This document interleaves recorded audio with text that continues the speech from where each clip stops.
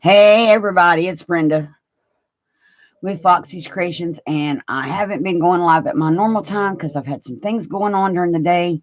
So I figured I would get on here tonight. Everything seems to be working out.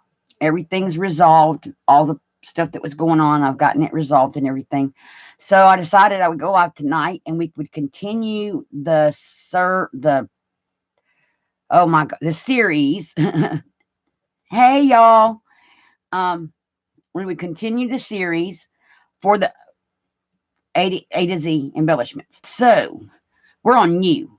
U is underlayments. Now, when I talk underlayments, what I'm saying, anything that you put under stuff. So if you're using it to glue stuff down, or it's a base coat of any kind of thing. So paint is an underlayment if you're going to paint your paper. Gesso would be an underlayment if you're going to gesso over pages. Inks could be an underlayment if you're inking your paper first. Coffee, if you're coffee dyeing, would be considered hi Sheena, what I would consider an underlayment. Book pages could be an underlayment if you're covering something in book paper first, or you're adding it as like a background. Napkin paper, tissue paper. Now it's what are you going to do with this to put it down? Depends on what you're going to use it for. So if I'm just going to be gluing book paper onto something, Mod Podge, which is watered down glue, and I make homemade Mod Podge, so mine is in a mushroom jar. So if I'm putting a napkin on here, I'm going to use glue stick because I like glue stick with my napkins because I can pull them up and reposition them if necessary. I know it's weird, isn't it? I figured I would try something new. So glue stick if I'm doing napkin paper. Earlier today, from a previous video, I think you saw me put these two book pages together with washi tape. I inked them on that video, I think. They may have already been inked. And then I put them together with washi tape. Then what I did today was I took Tim Holtz paper and used glue stick for this to put the Tim Holtz paper down first. And then on this side, I put a napkin. So, and I use glue stick again to adhere the napkin to the paper. And then I also, in preparation for this video, I'm getting all kind of notifications coming in, you guys. I'm sorry. I don't know why they wait till I go live to come in. I took leftovers from my napkin, and I had some file folder left over, and I put napkin on the file folder. Now on this one, I put the Tim Holtz. I had a leftover piece of Tim Holtz paper.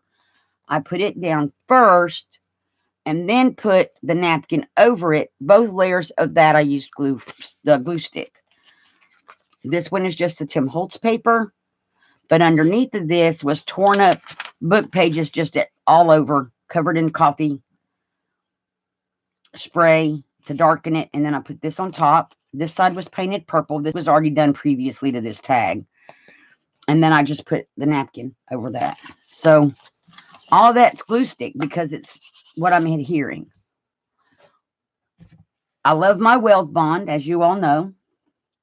This is if I'm gluing like a cover together. Because when I make my covers, it's 2 pieces of cardstock, usually printed, whatever the inside cover and outside cover.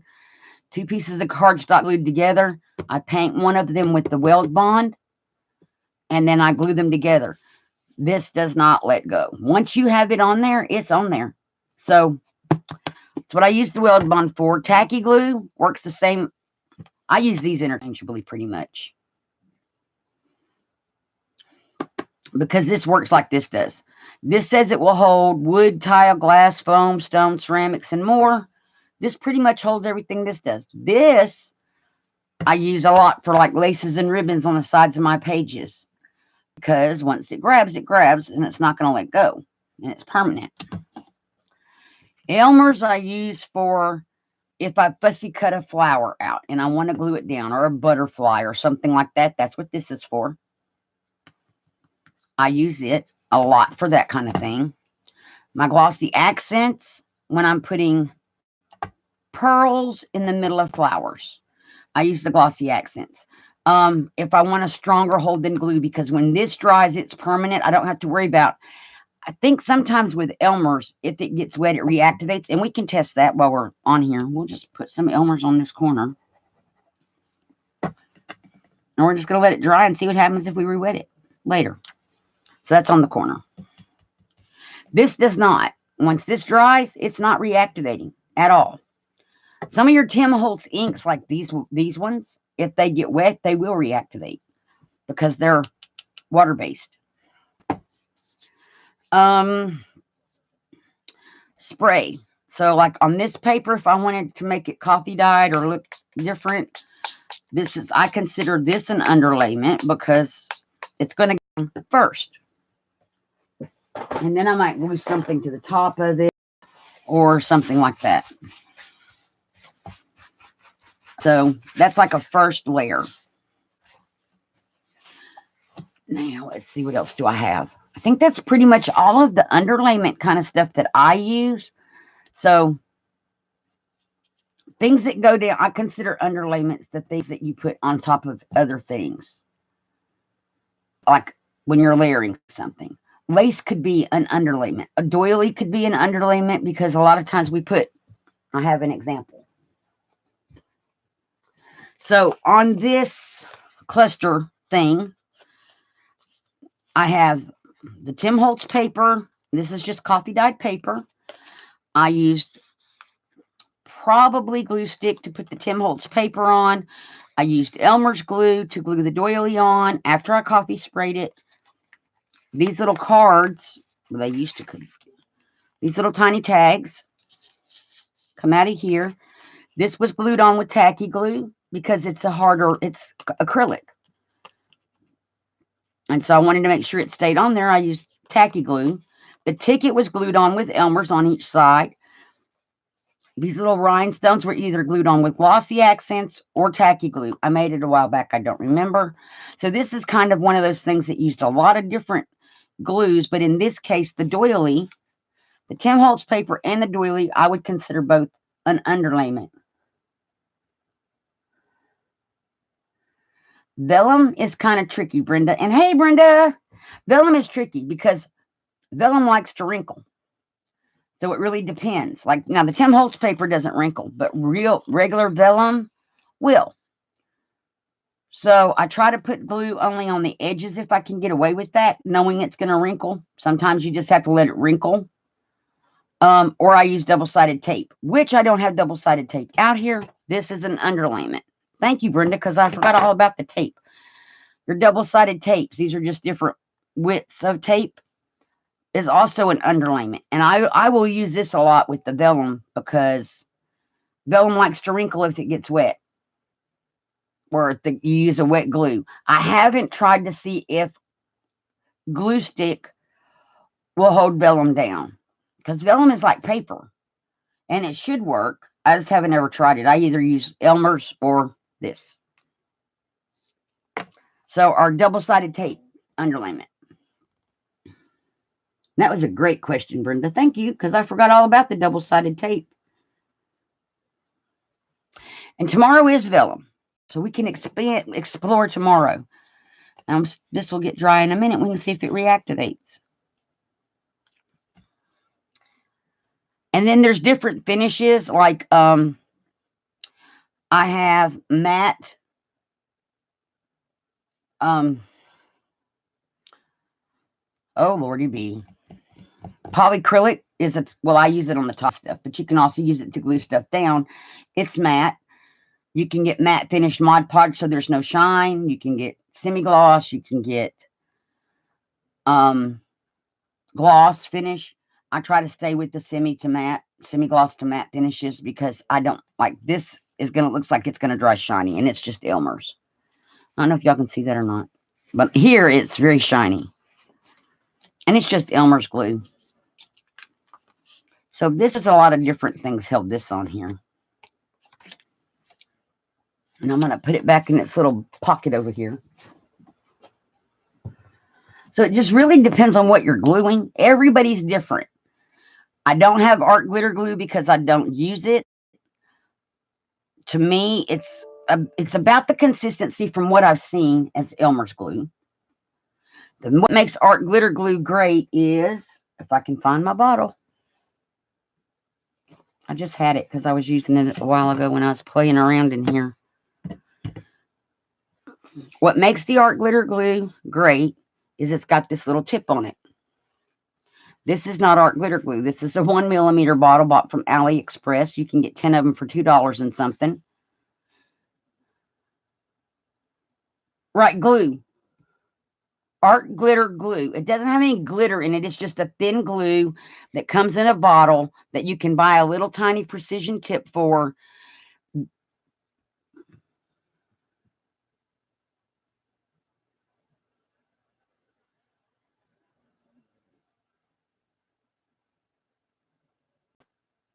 Oh, with vellum, Brenda, if you can go around the edge, I mean, it may wrinkle a little bit. I just deal with the wrinkling. It's the nature of vellum. It's going to do that. Or get some really thin tape if you're just wanting to go around the edge and use this to hold it down. If you're wanting a wider edge, this, because vellum wrinkles. That's the one proper light is it's going to wrinkle.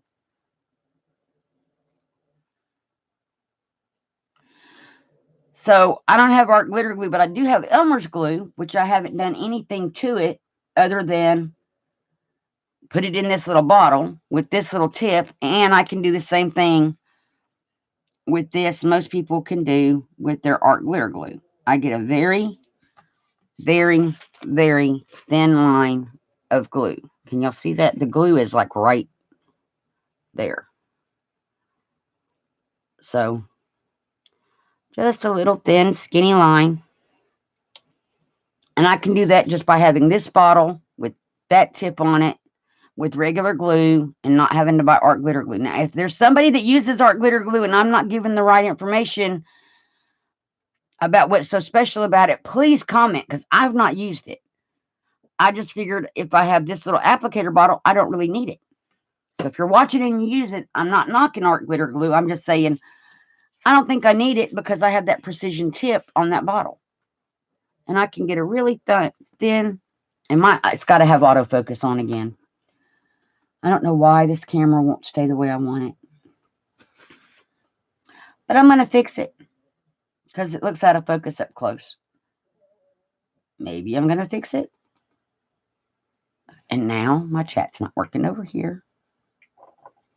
There we go. Hey, Vanessa, how are you? It dries faster. Okay. Thank you for the information. Well, I've found that if I use a little tiny bead of Elmer's like that, it dries pretty quick because there's just not a lot of glue there. Turning my autofocus off again. Oh, there we go. Close that back out.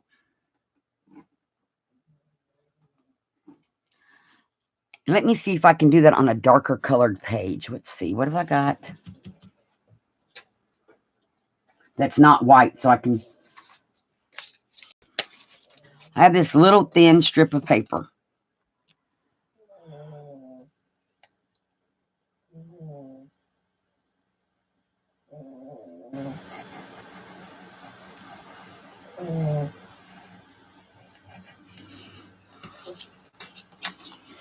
So I think that's more visible. I can, with this tip, get the little thin bead of glue, which I can't get from this tip on the Elmer's bottle. And then that'll dry pretty quick because there's just not a lot of glue there.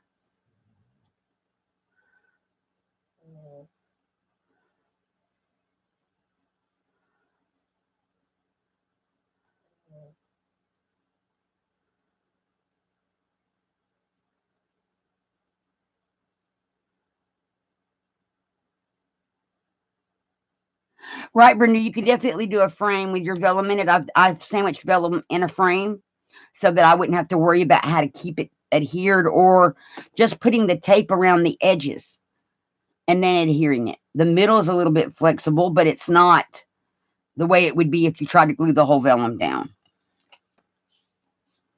Because vellum is just weird. It just likes to wrinkle. And I figure when I'm working with it, that's one of those, it's the nature of it. It's what it does. So you kind of just have to embrace the wrinkly paper.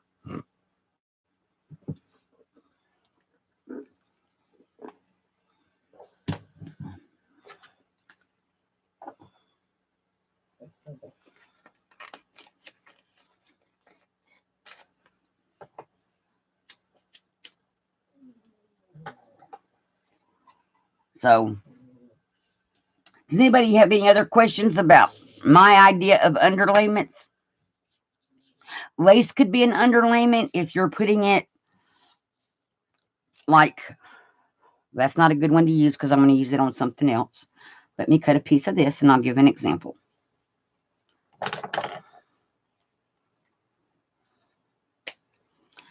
So, if I was going to turn this into a pocket and I wanted a lace edge on my pocket, we'll say, but I wanted the lace edge not to, the lace where I glued it not to show, I could put it on, well, let's just get the tacky glue.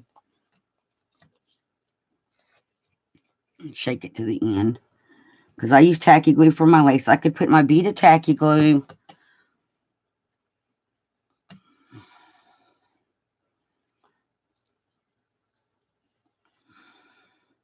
I'm going to need to trim my lace off for this. Put my lace. And if I want to have lace on both sides of this pocket, I'm going to need to trim my lace off. It's too long. But that's okay. It's too long.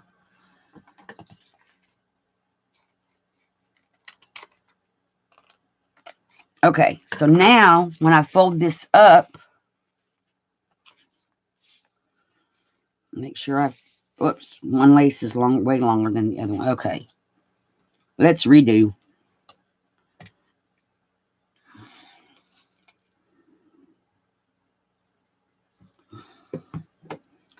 It ends right about here.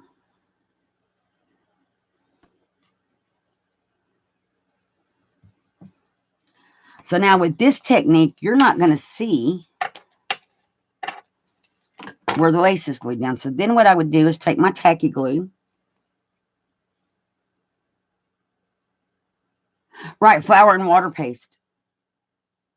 I'm going to put a bead of tacky glue on top of the lace. And on top of this side over here.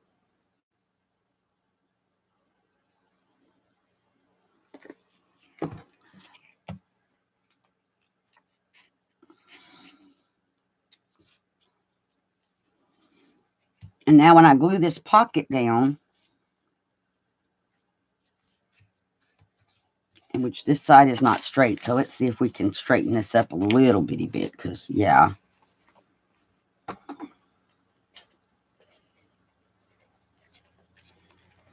And this is why my scissors are all gummy all the time.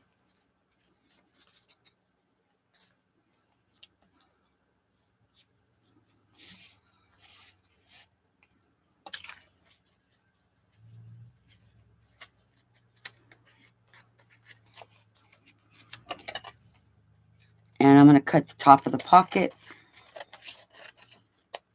And I should have picked different colors. But now I have a pocket. Once this dries, I'll have a pocket.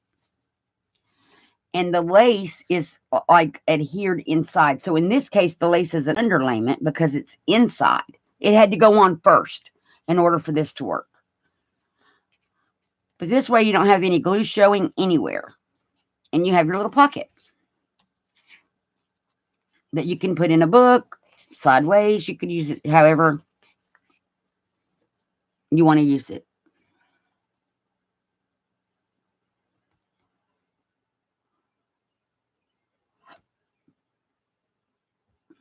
Exactly, Brenda.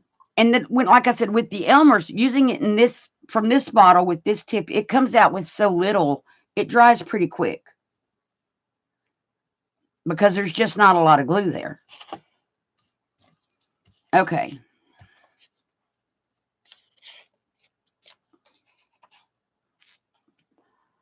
This is still not dry yet for us to check it. So we're going to give it a little bit longer. This was coffee sprayed, and it needs to dry, but our glue needs to dry. But this will make a cute little pocket. Hey, Mary, how are you? Thank you for coming. This will be a cute little pocket. And now our lace on this page was an underlayment because we put it on, folded the page up, sealed it closed.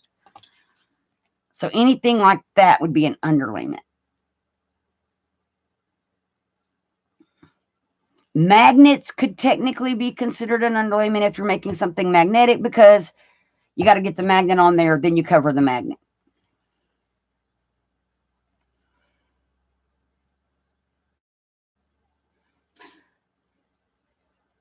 And I can't think of anything else to tell y'all. Because we've covered inks and glues and glue stick. And really the only thing I use the glue stick for is the Tim Holtz paper and napkin. That's really about all I use glue stick for. Tissue paper, anything with tissue paper, because it will stick it and it doesn't soak it and it dries quick and it holds.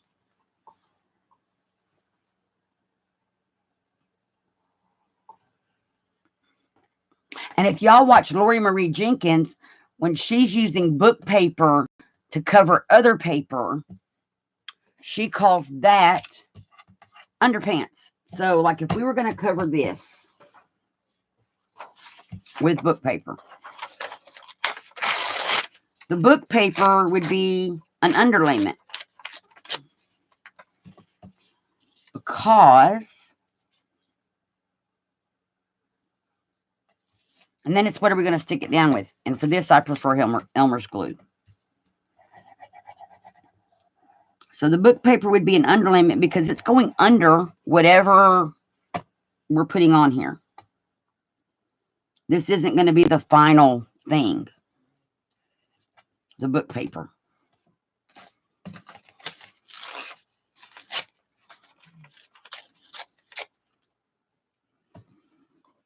And you could use Mod Podge for this. I just do Elmer's because I can squeeze it out of the bottle. But definitely Mod Podge would work for this kind of a application.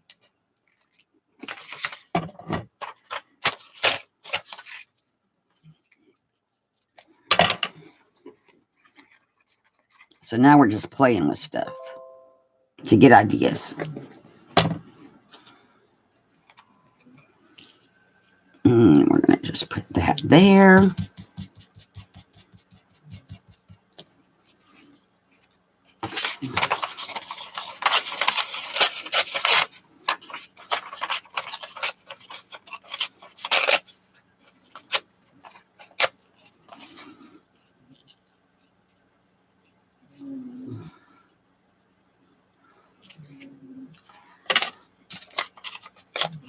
And I know I'm going to have a little tiny gap over here, so I'm going to go on and fill that up first with this.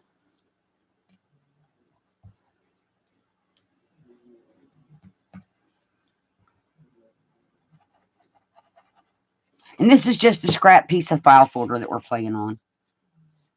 And then we're going to lay this on here, thusly.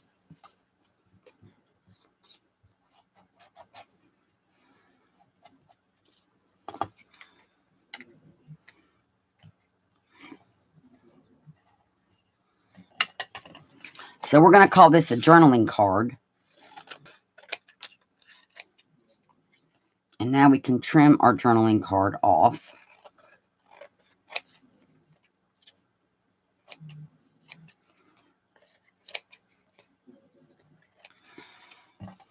So now it's just a matter of what else do we want to do with it.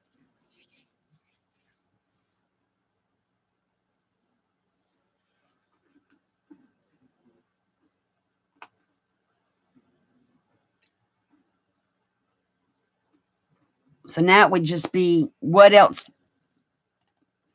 do we want to do with this? And I have some ideas. So we need to dry it, but let's clean the table first, the glass mat.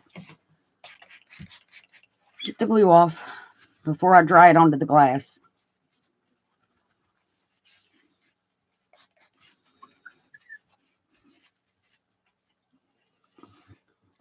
Now we're going to heat gun this real quick.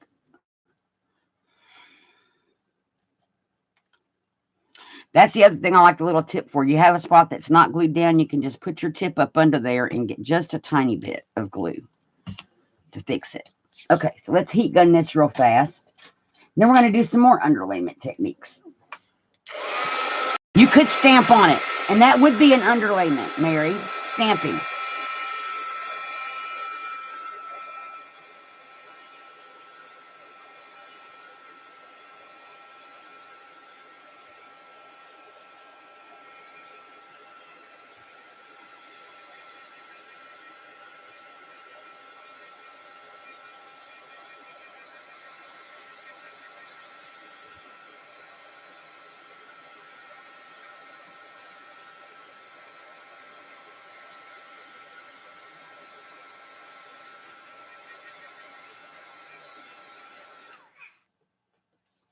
So stamping is a great idea, and we can stamp on here. Let's see. Let's use one of these background, all over background stamps, and the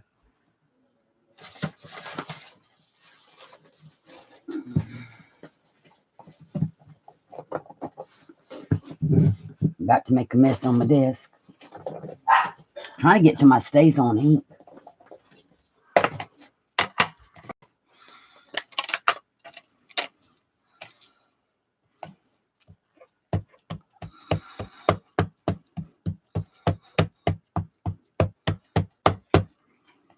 Okay, so I'm just going to line this up sort of in the middle. And then we're going to just press on it.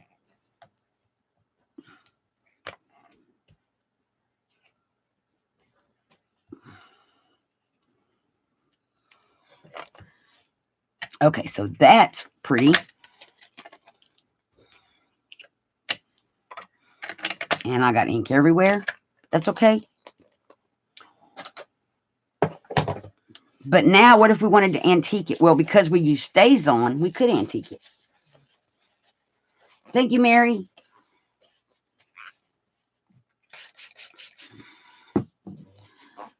And that's what we're going to do. We're going to antique it now. And then you could still put napkin above this. You could still put tissue paper over it.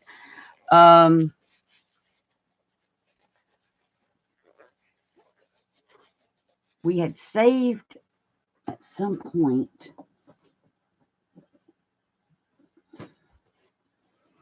Okay, so when we were doing the napkin paper, this one's better. We saved these like ghost images. You could put that over here. We can try that, but let's go on and antique it how I was going to. So I'm going to take Tim Holtz ink.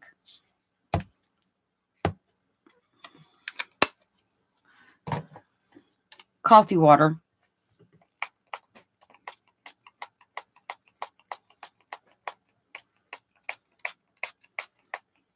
Get that to move all around.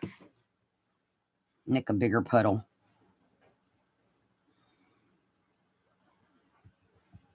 And now I'm going to put our paper in it.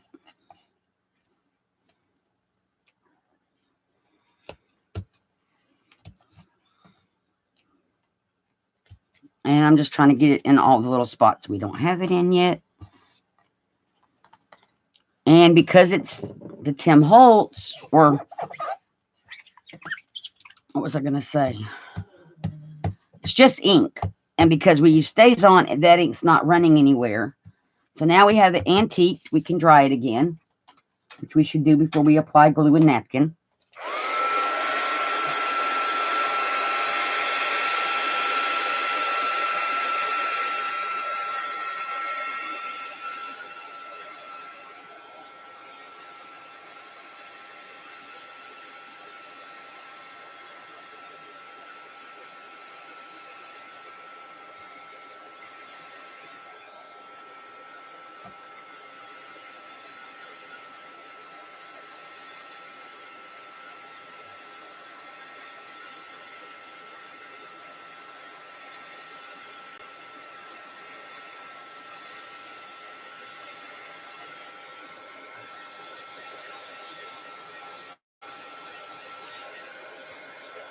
Ouch. Where did our top piece of paper go? Right up here.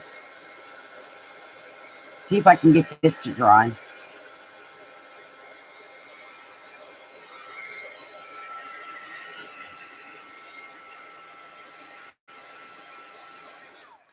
Now, one thing we may want to do before, this is not a straight card. So before we put like a finishing thing on it, we may want to cut it straight. I'm just saying. And I can't go by those words. Let's do this because I'm just going to make it worse. Let's get out the cutter. Now, if we assume the bottom edge is straight, we can cut everything according to that edge. So we'll make that go straight. Now that we have that straight, we can rotate it.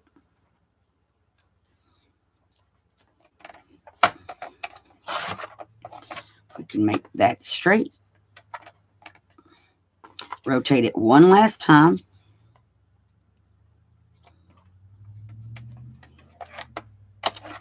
And we can get that to be straight. Now we have a perfectly straight card with crooked words on it.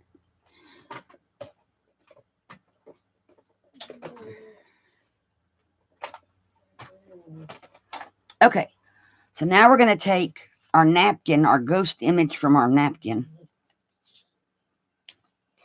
And I think we're just going to glue it with glue stick. This is where I use glue stick, guys, because glue stick and napkin are easy to work with.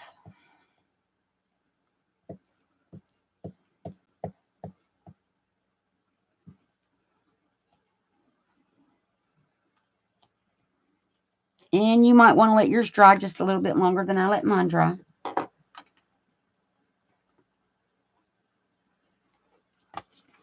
Now I'm going to put, and that should be a single ply, but I'm going to make sure.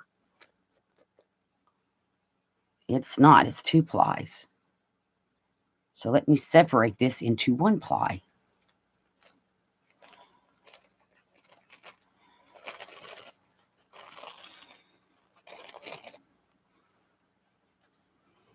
So we're going to put this little ghost image.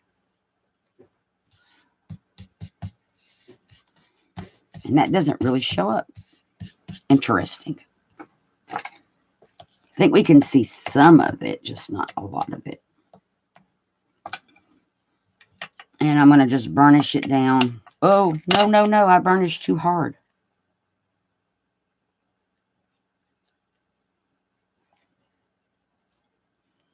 So I'm going to very carefully straighten that back out. It's just napkin.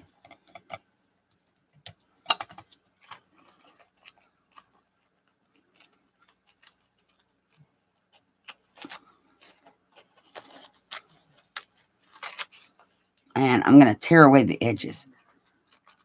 So this did not do exactly what I wanted it to do. Just so y'all know, I was hoping we'd be able to see that little ghost image better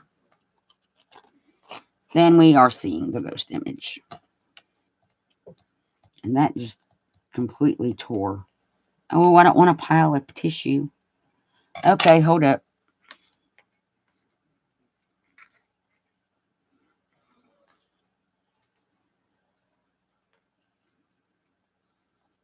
I don't want that piled on there, so I'm going to try to rub that part off thusly. If I can rub the whole thing off, we will. We still have a ghost image we can use. Because I didn't like how it... Or we could just use a different napkin altogether. Let's try that. Let's get this off of here. And this is the beauty of glue stick, you guys.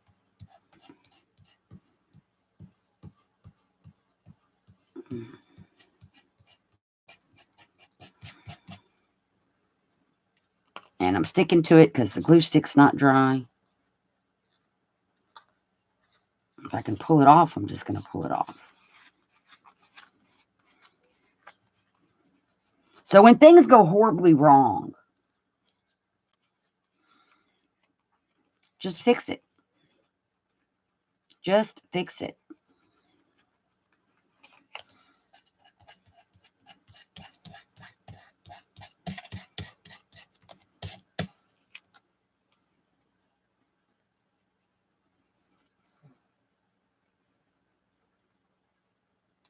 And I have got napkins stuck to my fingers.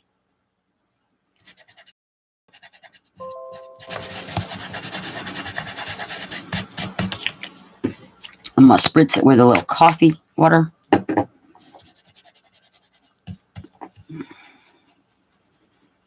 And see if I can get it to rub up. If not, that's okay. It's a cool effect.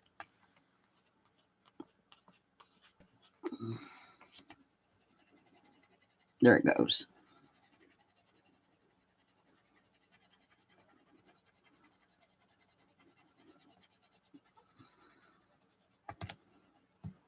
And that's all of our napkin paper coming off. It's picking up some of the color from the Tim Holtz ink, which is fine. That's what that color is. It's the Tim Holtz ink coming off. Because Tim Holtz ink, that distress ink is not permanent. If you re-wet it, it does exactly what this is. Oh, napkins everywhere. It does what this is doing. It's pulling up some of the color.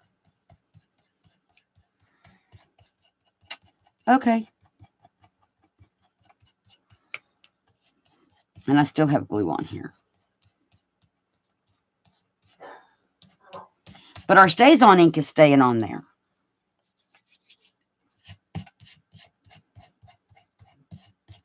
And I pulled up that edge of that paper. We'll put that back down with glue.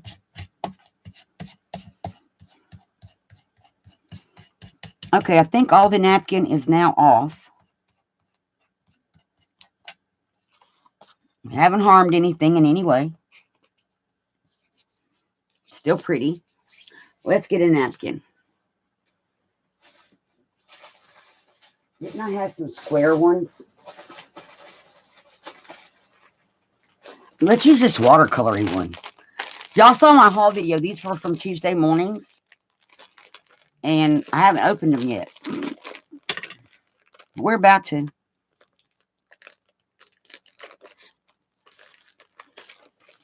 And these are, usually it says on the back of these what ply.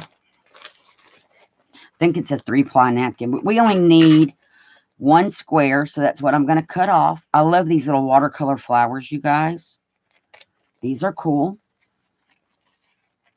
We really don't need the whole square, but we're going to work that way.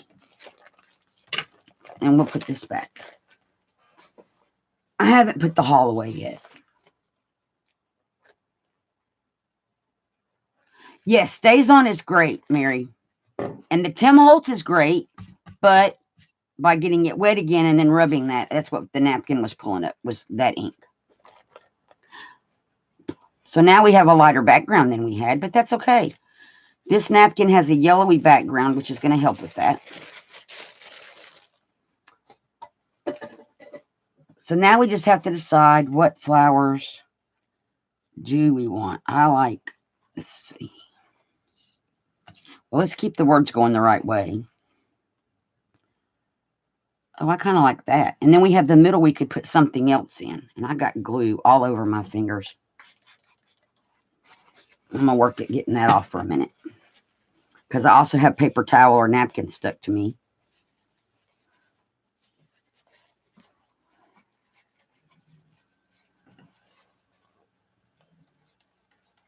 Right.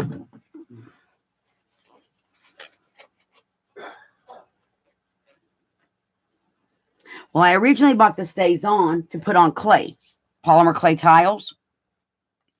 Now we're going to go back to the glue stick because I'm working with napkin and that's what I prefer.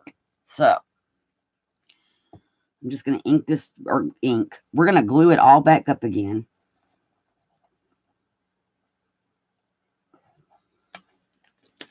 And let's just put our napkin back. This time we're going to use this napkin.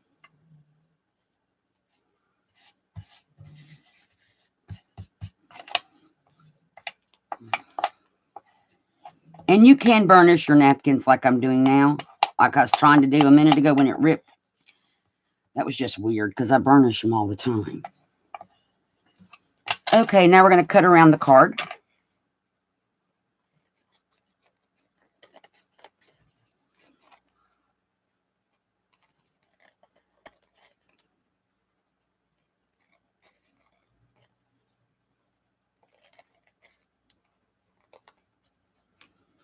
And I save these because they come in handy for other things.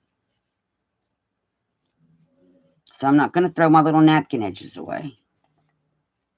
You never know when you need that for a tuck spot or a pocket.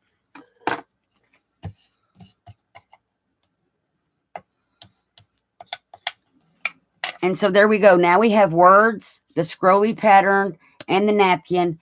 And in this case, the napkin would be an overlay because of that, especially if that we're not going to add anything else. The scroll, the word paper, all of that would have been our underlayments. Now you could always put something else on top of here, a little doily, a butterfly or something. And I think that's very cute. And if you're concerned with how the back looks, you can just take your sponge. I don't know how much ink is left in this one. And just kind of try to blend all this back here. Make it kind of look intentional instead of splotchety. And I like the way that looks just fine. I'm good with that. And we can also ink our edges.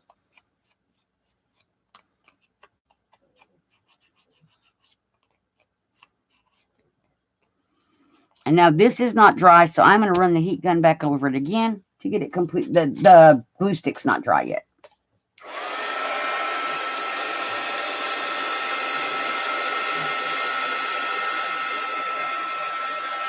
Just to dry everything out really good.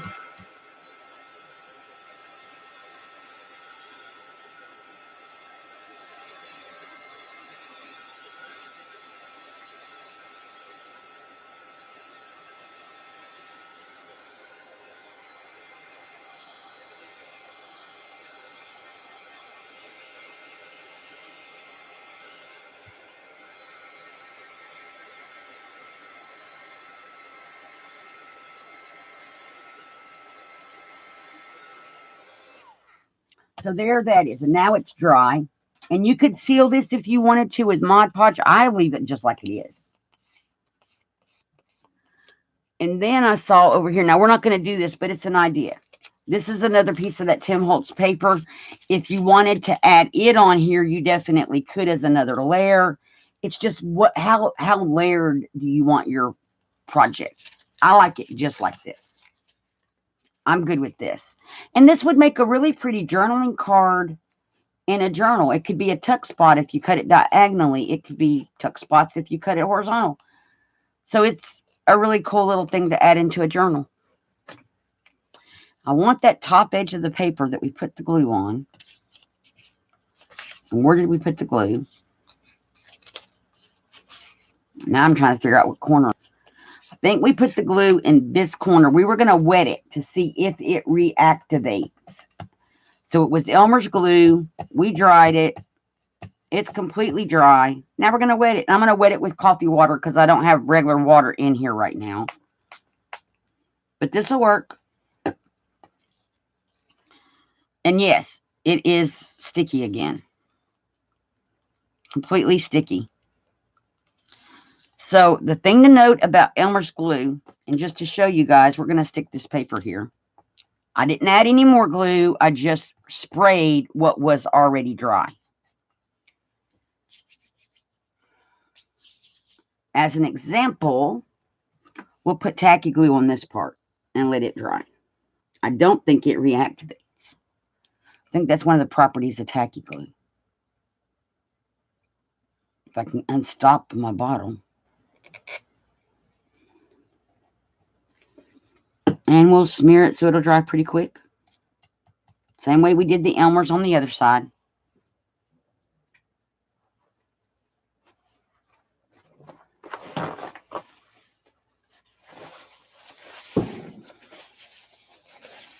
So now we're going to just chat while we let these dry so we can experiment with that one.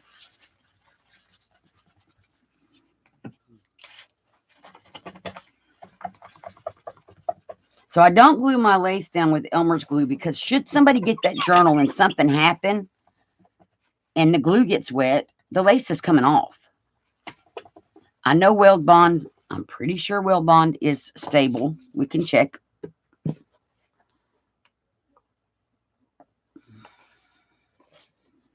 haven't used my Weld Bond in a while and I think my cap is stuck.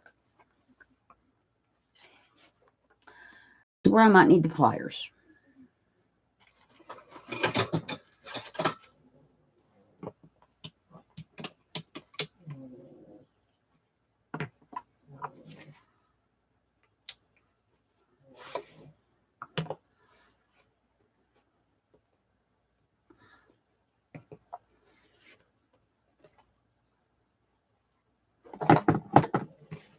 So I got the pliers out. I've been using the tacky glue way more than the Weld Bond at this point.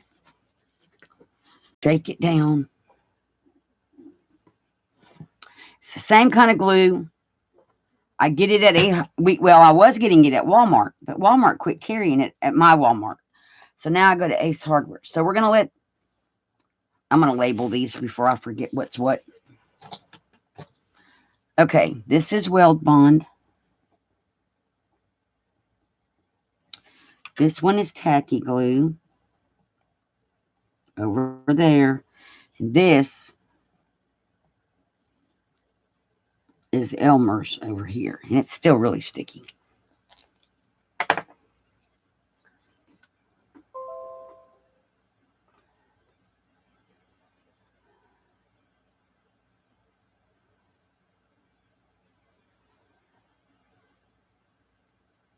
Right. I have used a spray adhesive for gluing cardstocks together to make a cover. That worked awesome. Hi, Angie. How are you? Thank you for coming.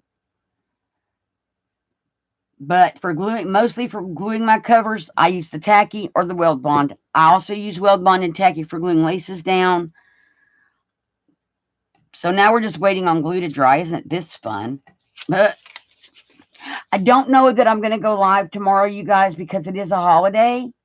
I may put up a video for tomorrow. I just don't think I'm going to do the live because of the holiday.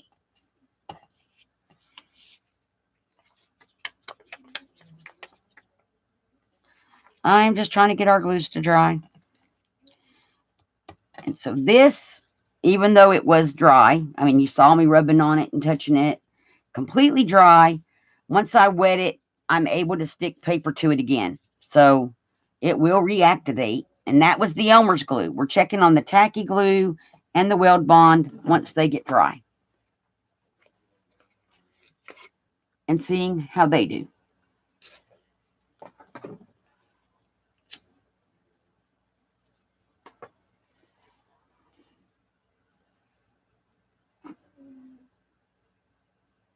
Because I've never ran these tests before. I kind of figured Elmer's would reactivate just because it's a water-based glue, which these are too, for that matter. So this is a good test to run on your glues. I know Glossy Accents does not reactivate when wet because it has actually got resin in it or resin-like properties. So it's not going to reactivate because it's a completely different type of a glue. Your triple thick will not reactivate for the same reason. It's completely a different kind of glue. E6000, when I use E6000, it's if I'm going to glue metal to something because I need that metal to stick and I don't want it to lift, I use E6000. Again, it's not going to reactivate with water.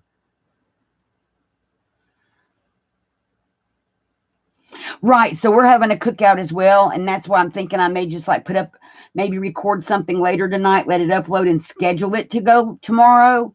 That I don't have to worry about it. The video's done. It'll be a craft along with me kind of video. Something to do with my sewing journal or something for that, or something for another journal. Craft along with me kind of thing. So let's see how we're doing. The tacky glue. Tacky glue is almost dry. I don't want to re-wet it yet because it's not completely dry. I've made a mess on my desk, y'all. And I'm still working on my prototype project so that I can get those to show you guys. There's the first one, a second. There's the one I followed a video to do, but it didn't come out like the video. Then there's, from that, I made one my way, but it didn't come out how I wanted. So then I made a third one a little bit different, and that's the way I want it. And I'm happy with that one, but it's not decorated. So I'm still working on that so we can work on a tutorial. So I can work on a tutorial for it, because there's not. That's why it's taken me this long. There's no tutorial for what I'm doing. And so it's a lot of trial and error. It's interesting when you do stuff without a tutorial. Okay, so this is the tacky glue. It's completely dry, as you guys can see. It's not sticky. If I put paper on here, it's not going to stick. So now we're going to do the same experiment, coffee water. We're going to spray it. And no, it does not reactivate at all. You can see, as a matter of fact, you can see where the glue is. It didn't even get wet. It's completely protected. And this isn't going to stick to it. So tacky glue does not reactivate, unlike Elmer's glue, which did. Tacky glue actually sealed the paper, and it didn't even get wet there. So if we flip it over, you can see where the tacky glue was, the little splotch. There is no coffee water. It didn't go through. Over here, this was completely saturated when we re-wet it. So tacky glue does not reactivate at all. That's cool. Interesting experiment. Okay, so now our weld bond is completely dry. Same thing. I'm rubbing it. I'm pressing and pressing. It's not sticking. Okay, so we know it's dry. We know it's good. Let's spray it. And again, it is not reactivating. And you can see where the glue is, even on the back, but nothing.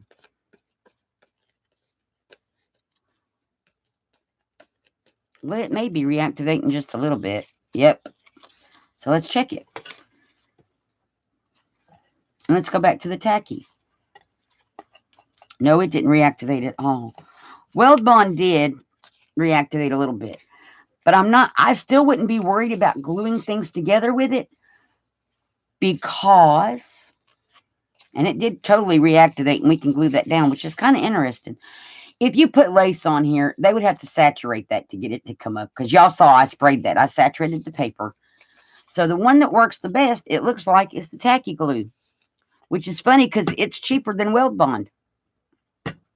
So y'all, if you want something permanent, not to reactivate, this is the way to go. To be honest, I'm surprised that this did this. To be honest, I wasn't expecting that. Now, it didn't stick as good as it would have the first time, so I'm going to just stick it back down. We're going to stick it down with tacky glue. So tacky glue, in this case, is your friend.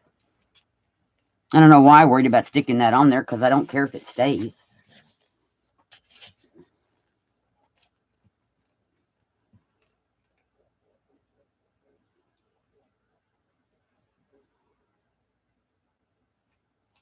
It does come out in too thick of a bead, and I do think it will work in one of these bottles.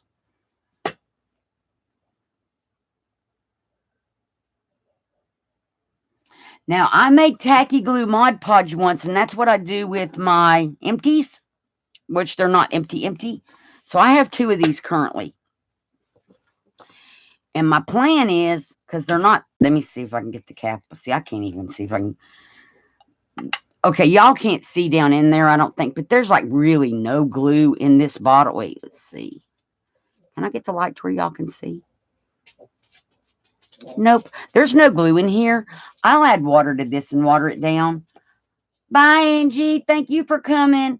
I'll add water to what's left in this bottle and water it down, mix the two together, and I'll have tacky glue Mod Podge, which is way stickier.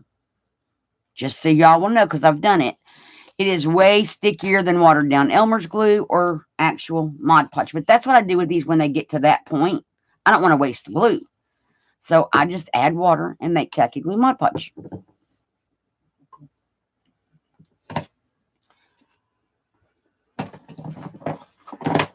My inks are falling over here. And I've not seen anybody make tacky glue Mod Podge, so I did it because I don't like to waste glue. Most people would probably throw these bottles away. I don't want to do that. And this one has still got a lot in it. You can tell by weight. And those feel like they're empty. So the main thing here is tacky glue does not reactivate when wet. Elmer's glue will. And surprise, Weld Bond will.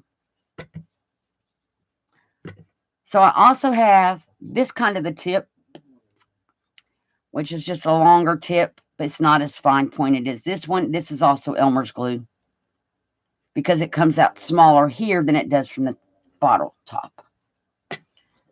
So just different tips. It's still interesting to me that our tacky glue won't reactivate at all. The paper tore, but that's because the paper was wet. But the glue's not reactivating. Interesting, interesting. So what did y'all think of that little tiny experiment? Let's try it with the, because I said the ink would, so let's try it. We are going to just ink. We're just stamping randomly some ink on paper. We're going to let it dry. I want to be fair. Let it dry. And that's just make sure we don't smudge it. It's not coming off on my finger. The ink is dry. And then if we wet it with water, it should move. Well, it didn't. That's interesting too, because I always heard it would.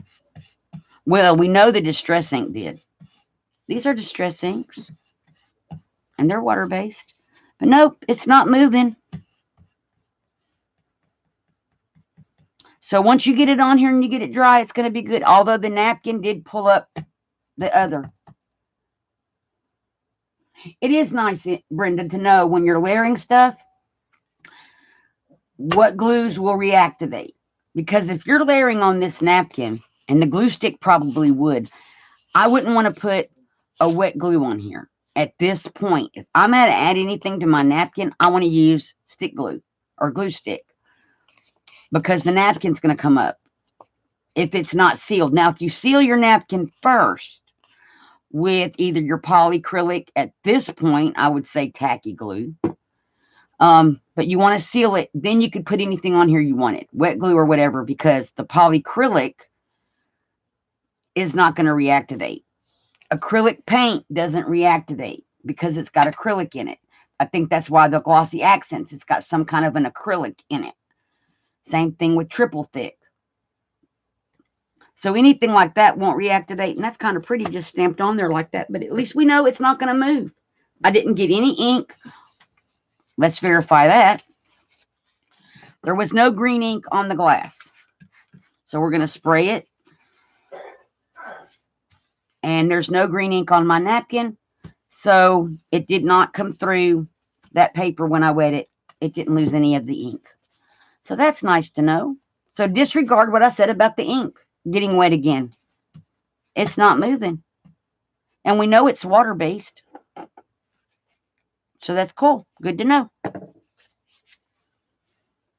So I say experiment. Find out what works and what doesn't. At least we now know Elmer's glue will reactivate. And this is an old bottle, you guys. I just keep refilling it. So school glue reactivates. That's so interesting. So at this point, this is the best thing for gluing down ribbon and lace, and the weld bond activated, and the Elmer's. So this is, and I've been using this lately for my laces and stuff because it's got a finer tip than the weld bond does. But I still use this for my covers because it's gluing paper to paper. So if I'm going to glue, we're going to say this is a very small journal cover. And if I'm going to glue this paper to this paper and glue them together, which we can just play,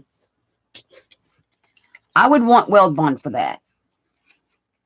Because I know once this stuff bonds, it's bonded. It ain't going to let go. And I'm just going to spread it.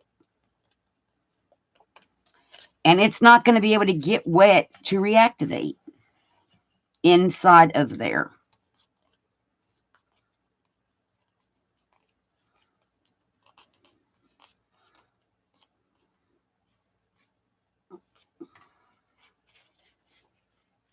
So I still use the weld bond for covers. When I glue two pieces of cardstock together, that's the option that I go for.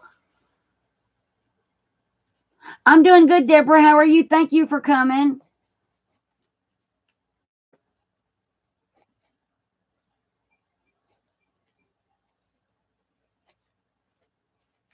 Seal previous layers. Right, Brenda. That might not be a bad idea. So if I'm going to glue two pieces of cardstock together for a cover, the weld bond is still better because once these are glued, they're not coming apart, and the chances of there getting water inside of there to reactivate it are small. Oh, this was a surprise thing. I couldn't go live earlier, so I came on live now. I'm not going to go live tomorrow, but there will be a video for tomorrow. So if anybody gets bored and wants to come to YouTube, there'll be a video. I'm going to record it later tonight and have it up for tomorrow. Hey, Joy, how are you? Thank you for coming. We were just discussing underlayment techniques and looking at what happens if you put glue and then re-wet it. Does it reactivate? I know, I'm sneaky. Well, this week it's just been a catch and catch not because I've had some personal life stuff going on, and I got all that fixed and recorded, fixed and resolved now. So I think we're all good.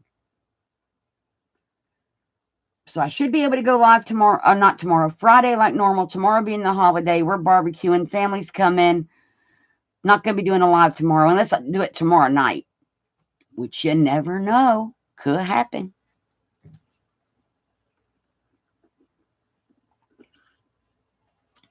Could happen. So, and see now that these are glued, except for this, see you can't, it's going to mess up if you take them apart and try to treat them like different papers.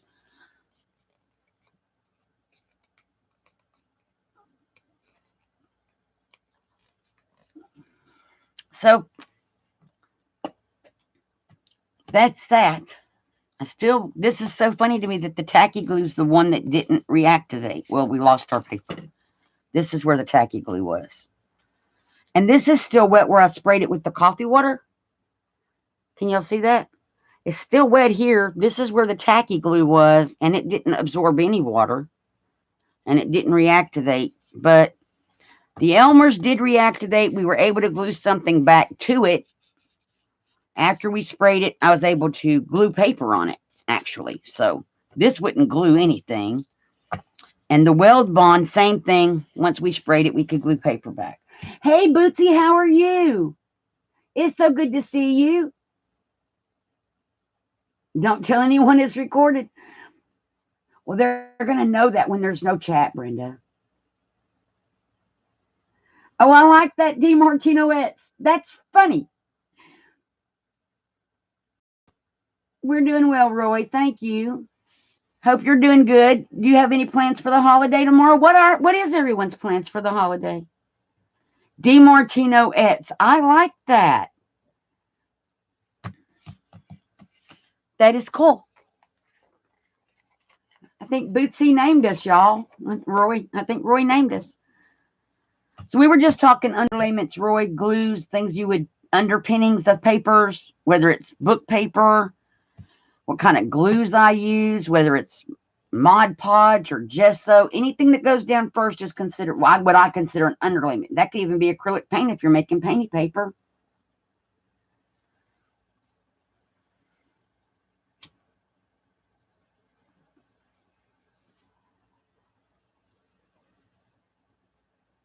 So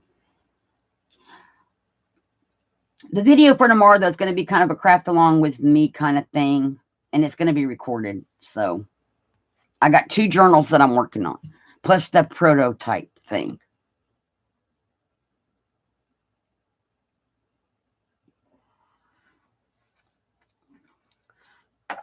See, now this is something I may want to do in our journal. The one we're building for the embellishments A to Z and ephemera.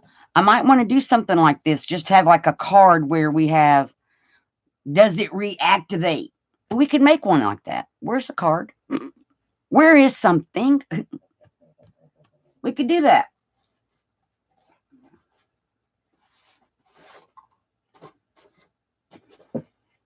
So here's a piece of cardstock. Well, it's actually manila file folder. We're going to cut it in half.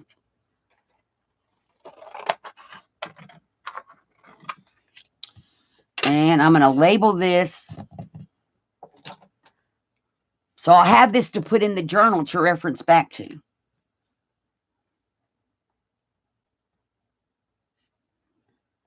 Does it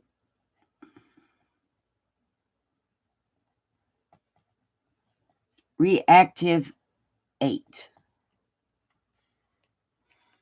Question mark. So this was Elmer's glue. And I'm going to relabel this. Let's ink it or something. Let's make it pretty.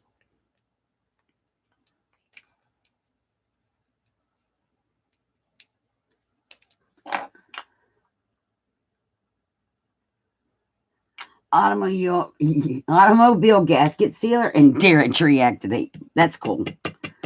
So I'm just going to put ink on here. And we also found out this ink won't reactivate once it's dry, which I always thought it would.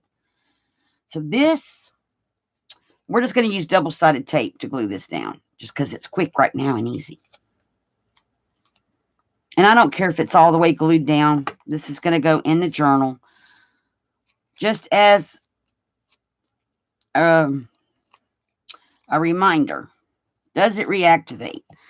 So for new people that came in, I put Elmer's glue on here, on this piece. Once it dried completely, sprayed it with water, or I actually sprayed it with coffee water. It reactivated enough that I could glue this paper on top with no more glue. So Elmer's glue reactivates.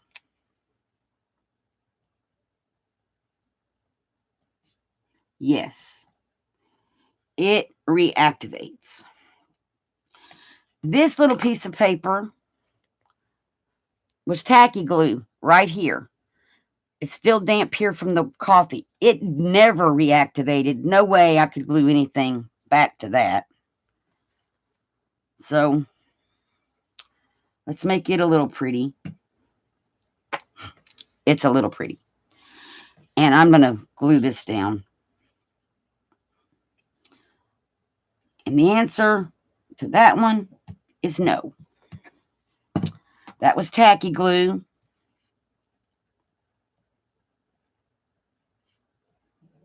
No, it does not, when sprayed, reactivate. This was a surprise to me.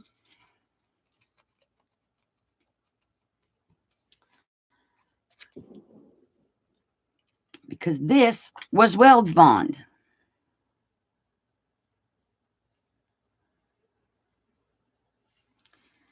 And yes, it does reactivate.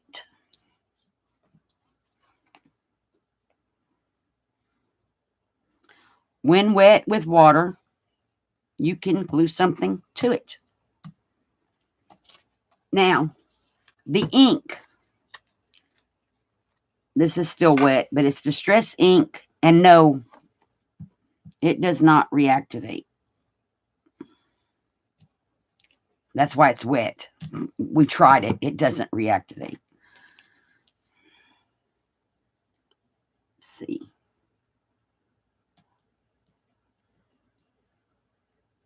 Distress ink, no. So this card can go in the little journal that we're making. And we know Weld Bond will reactivate if you get it wet. Elmer's glue will, tacky glue will not, Distress ink, no. So now I have this little card I can slide in a pocket in that journal. And I'll have my little samples as well. Again, for making a cover and making it really sturdy, I'm not worried about Weld Bond being in between these layers at all.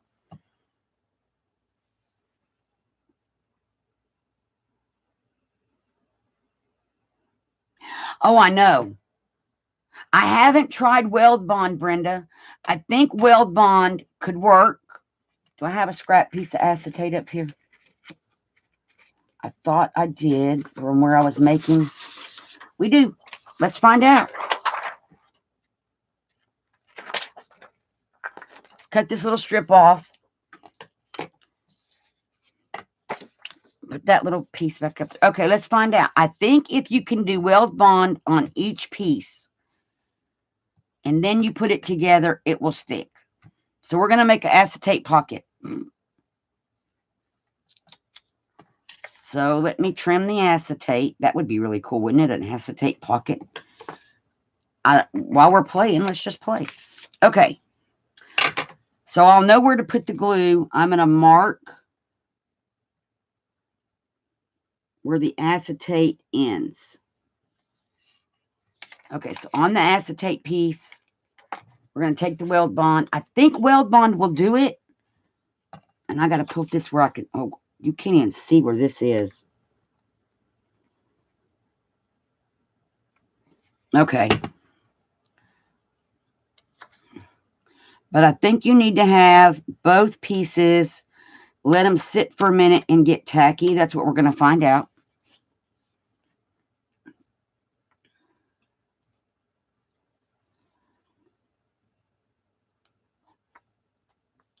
From what this says on the bottle that it will adhere, I'm thinking if you do it this way, I've never tried it though. That's what we're going to do. So we're going to let that sit and kind of cure for a minute.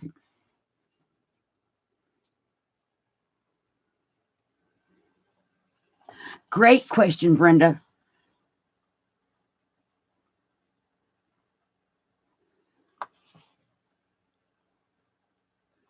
Because double-sided tape is pretty much the only thing I have found that will hold acetate down.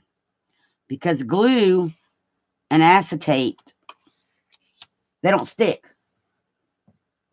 Weld Bond does dry clear, perfectly clear. Just like any other glue. So here's Weld Bond again on the paper. See where the white spot is? It will dry clear. So now we're going to just wait for a moment and let these kind of set up a little bit before we adhere them together.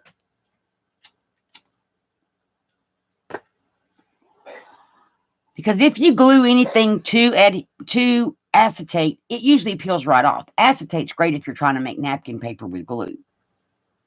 Hey, King Taco, how are you? Thank you for coming. I haven't seen you around in a while. Hope everything's okay. So now we're going to try. Ooh, I got glue on there. Let me get that off of there before I adhere. Oh, hang on. One moment. I want to get that off there before we adhere it because otherwise it's going to have that on the inside of my pocket. I'm doing good, thank you. And we don't want that on the inside of our pocket, so wipe that off. Carefully pick this. Did I just do it again? Probably. Okay, now we're going to carefully adhere these two together, glue to glue.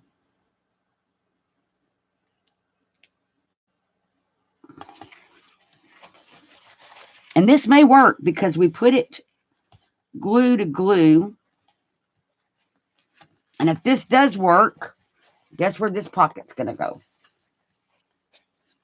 Thank you so much, King Taco. So if this works, this pocket's going in that journal. Embellish it somehow up here, stamp on it or something. And it'll go in the embellishments journal with a note that says, weld bond will adhere, acetate to paper.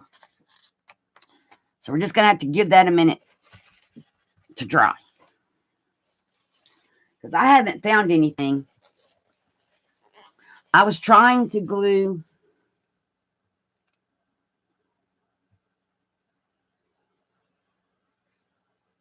I haven't used any of the new ones, Roy, at all. I do know one time, though, I was trying to glue an envelope to a piece of acetate. I put glue all over the back of the envelope, smooshed it down, made sure it was all stuck, waited for it to dry. I went and I was able to pull the envelope straight off. It was nice and shiny on the back. It was really pretty, but it peeled straight off. So gluing stuff to acetate could prove difficult. Hey, Laura, how are you? Thank you for coming. So that's why we're trying this. Let's see how it works. You don't know if you don't try.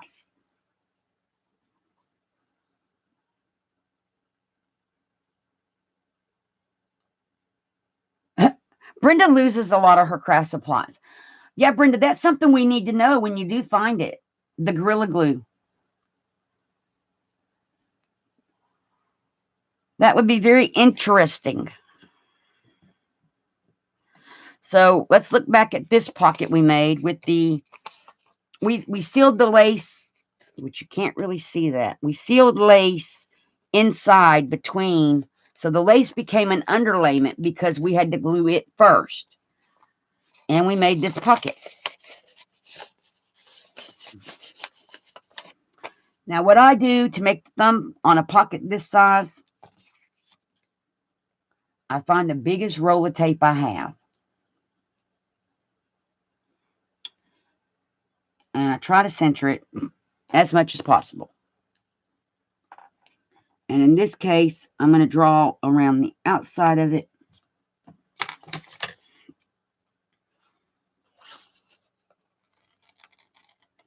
And you move your paper. And I may have the biggest pair of scissors known to man to cut this out with, which was probably not a good idea. Let's get a smaller pair of scissors. Anyway, you move your paper. This is not working good.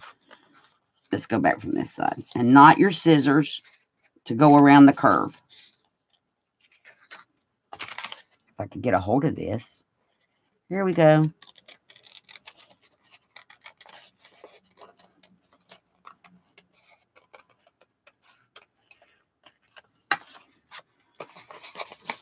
And there you have it, your thumb hole for your paper. Sorry about the clanking of the scissors. Now we can ink this, and we can ink this little thumb spot.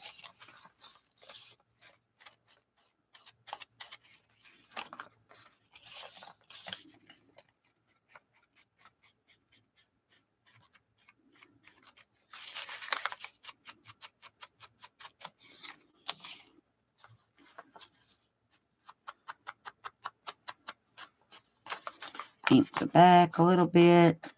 This is not how this is going to stay, by the way, guys. I'm going to decorate it.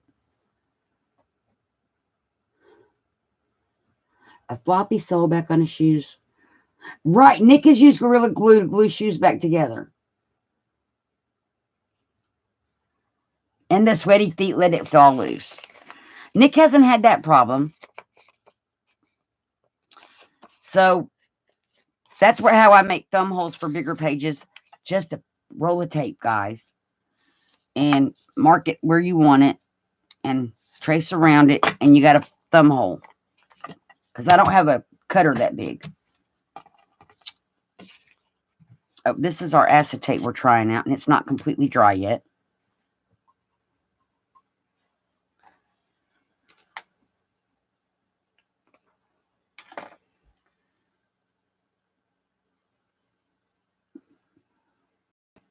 Oh, you're welcome, Roy.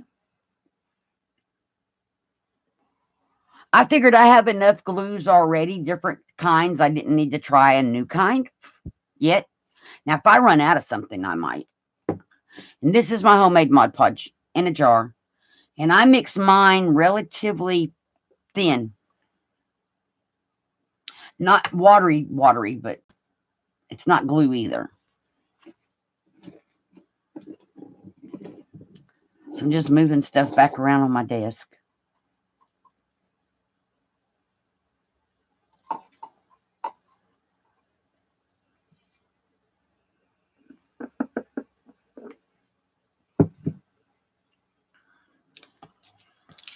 So what do y'all think of these experiments and the underlayments and different glues to use for when? This is about, well, it's not quite clear yet. It's getting there. And I have acetate overhanging over here, so I'm going to snip that off. Brenda, I really think this is going to work. I think we may have found a really good use for weld bond. Because it says it'll tile glass, and we know if you stick paper to glass, let it dry, usually it will peel right off. So this could work. In this kind of where you kind of put them both down and then glue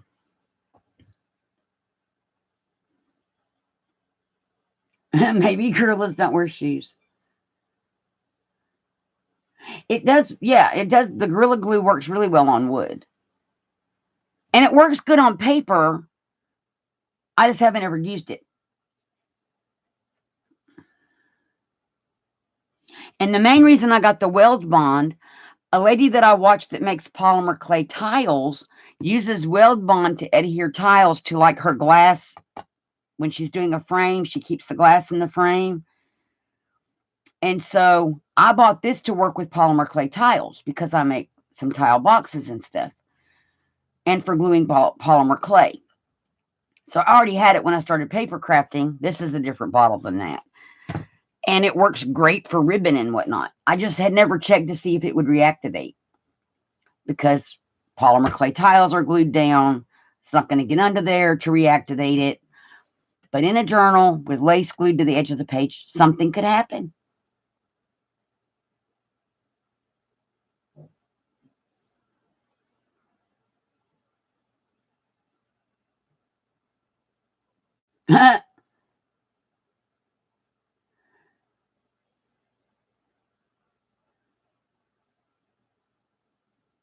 Right.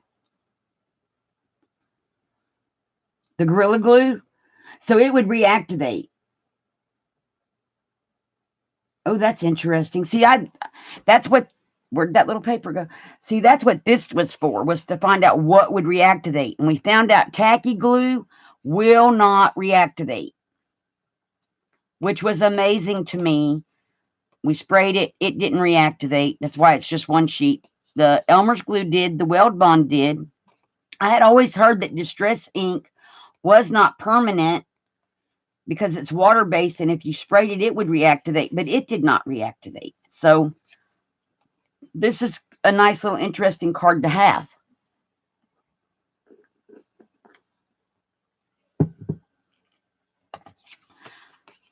Brenda, this is almost dry.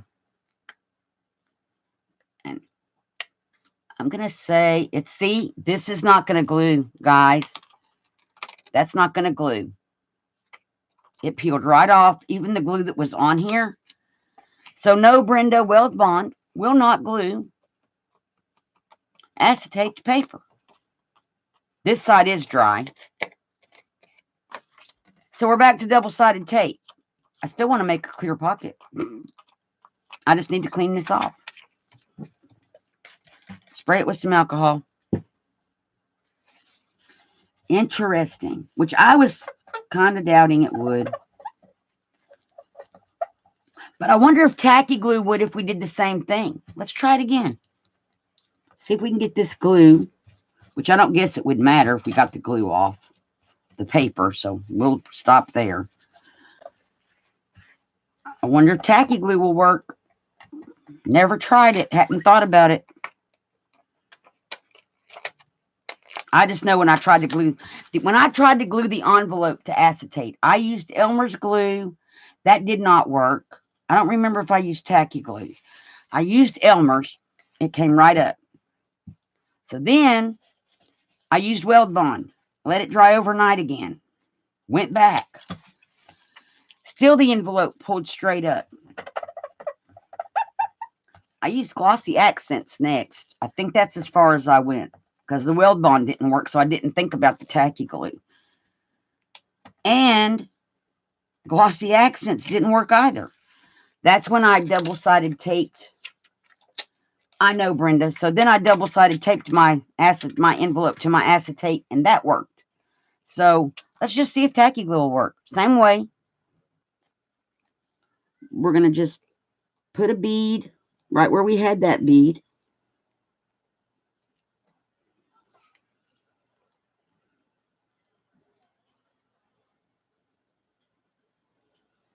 Well, that's a mess.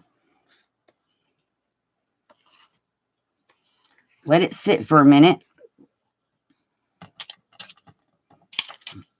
Which not for a whole minute, but y'all know. Let me rub that on there. And I got more on there than I wanted, so I'm going to try to wipe some of that back. Now, we are going to put a little bit on the edge of this again.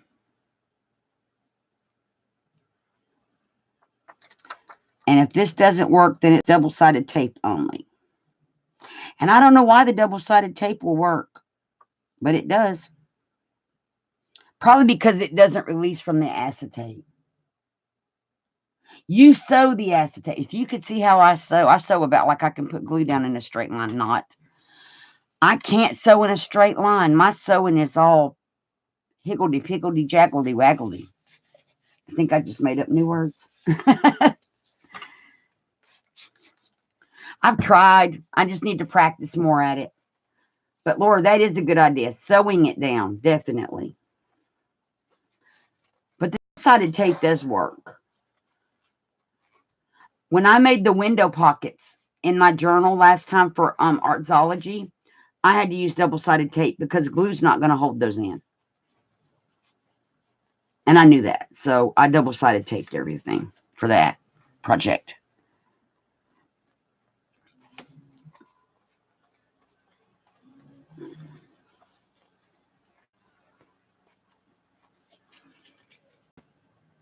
Okay. Just going to fan this for a minute and see what we can do.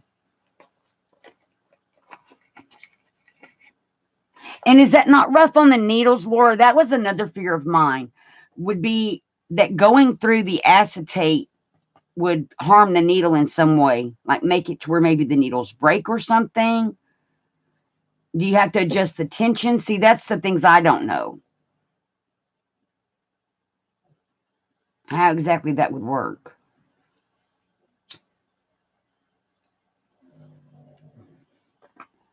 And if y'all hear the snoring from under the desk, that is Muffet. And I forgot to show you guys something in the haul video because I had taken it out of the bag and then set it aside, and I never got to show you it in the haul video. So while we put this together and let it dry, because I think they've had plenty of time to get tacky.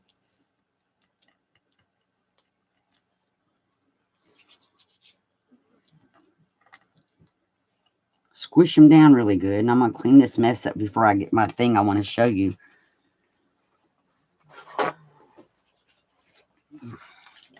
I go through a lot of alcohol on my desk cleaning the glass, but it cleans it really well.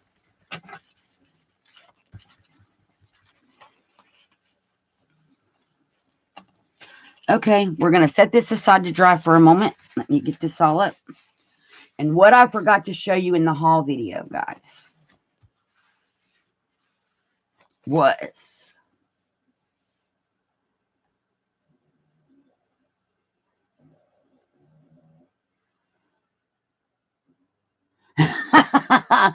Roy, I like that. And you know that could. The model glue.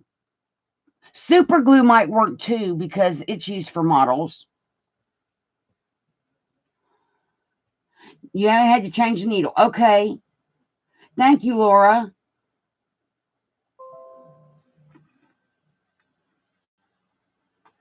So I showed in my haul video this box.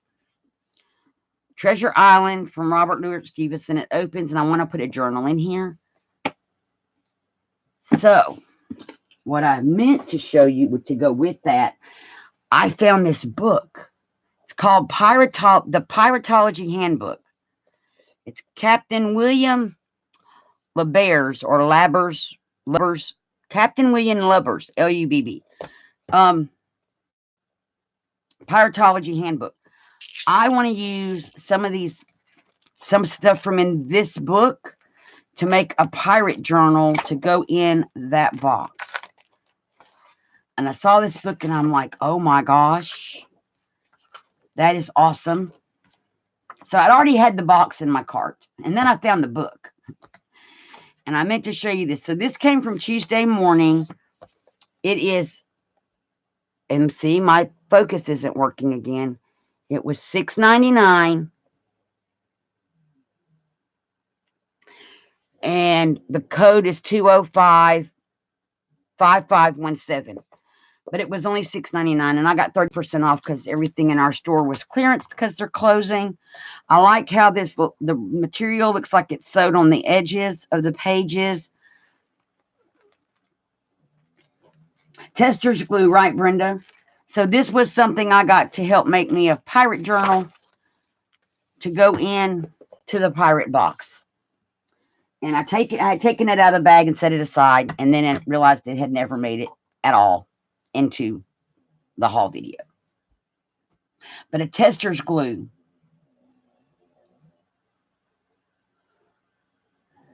Okay, so if it'll hold a windshield, that's kind of like acetate. It's just a thicker version in a plastic model. Where do we find such a thing, Brenda, as a Tester's glue?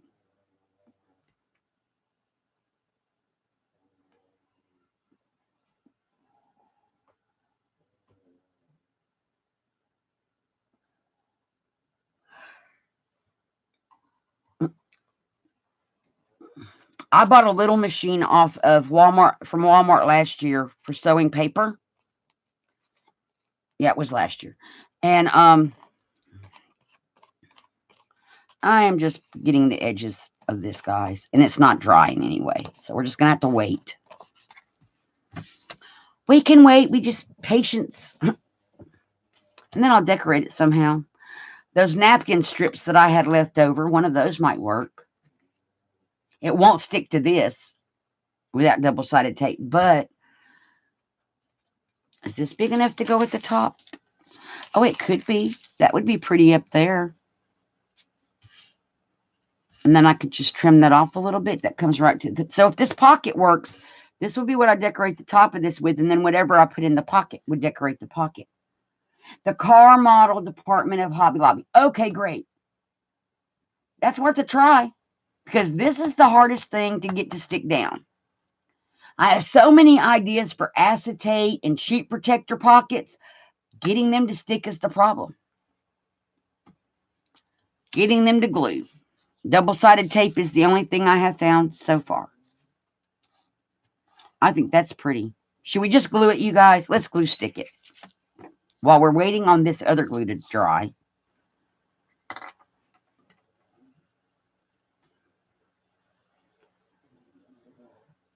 Oh, wow. It's got that many fumes. Oh, my goodness.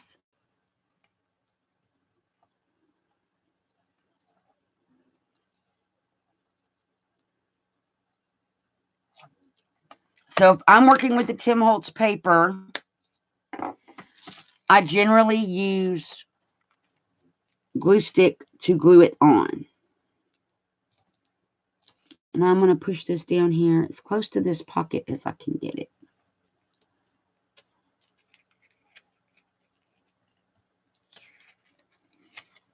And this is why I like glue stick. You can pull stuff off and reposition it temporarily.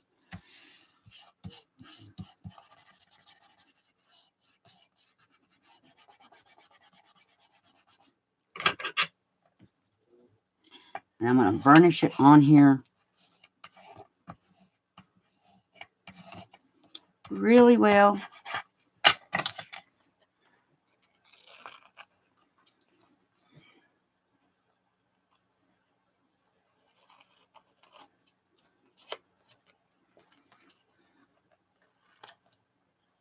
Trim my edges. So if this doesn't work, I have coffee dyed paper. E6000. Oh, now, Deborah, I have that. If this doesn't work, we'll try that. Now, that'll have to cure overnight, so this will have to wait. We're not going to be able to let that dry. But I'm willing to try it and let you know tomorrow in another video or in the next part of this series.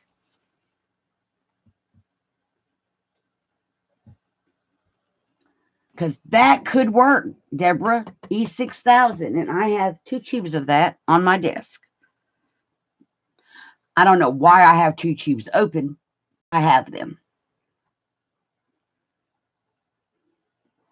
Because I haven't tried that either. Y'all are great. And it was Tester's glue, Roy? Okay. So if this doesn't work, and see, this is still white. It's still not dry yet. And that spread a lot. But we can go on and, well, I was going to trim this off at the top. That's not straight. We're not going to trim that yet. I'll just ink it. We'll ink it all. At least down to where the acetate starts, we'll ink. Because we may have to put some more other somethings. But yeah, Deborah, if this doesn't work, I will get the E6000 out. It's right over here. This is not the fuller tube, but it will work. I mean, it's still a tube. I mean, work on getting it to the top. Because I squeeze from the top, you guys. I'm horrible. And I'm probably going to need the pliers again to get this open, but we have those. This probably will work. I never thought about it. Isn't that weird?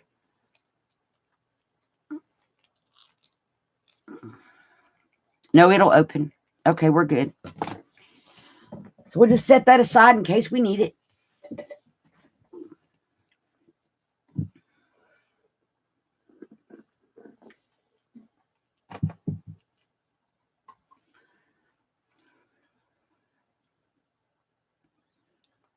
I love this paper. And we could take, if I can find those napkin edges we had.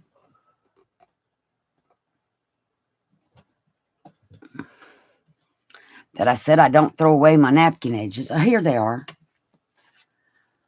See, this is where your napkin edges can come in handy. Except we don't have one big enough to cover that. At all. And it's not going to stick here. I mean, that would be really pretty down here on the bottom. But I already know it's not going to stick to that without double-sided tape. And double-sided tape and napkins, to me, don't mix.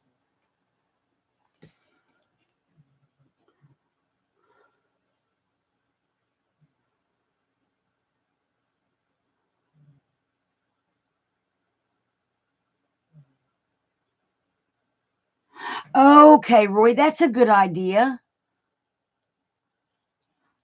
Now, I have done that. Well, not that exactly. I have taken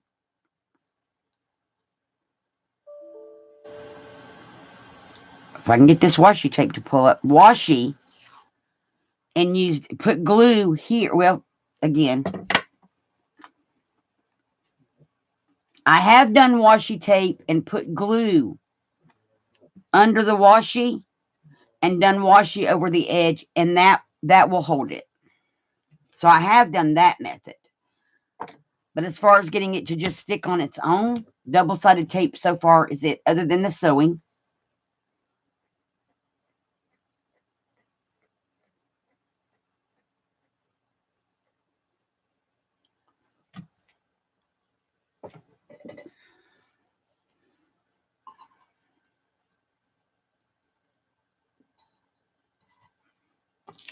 Because we could, like, if we put this, it's not going to fit in this pocket, is it? It's too big. Let's find one of those tags I made earlier. So if we put this tag, which is way too tall, okay?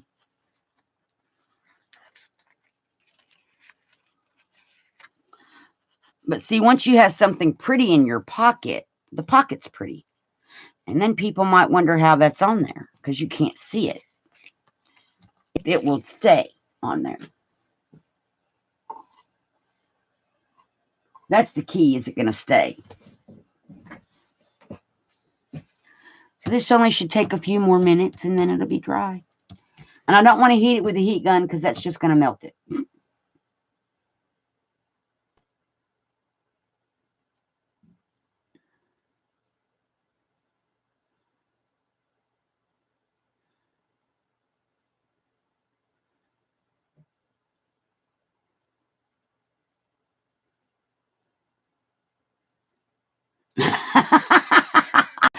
Well, Brenda, it was a good idea. You could get the surgery. It sounded really good till you got to the end of that. Like I remember how to thread that beast. You're so funny.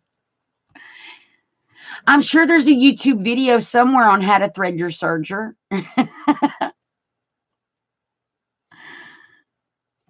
Y'all are hilarious.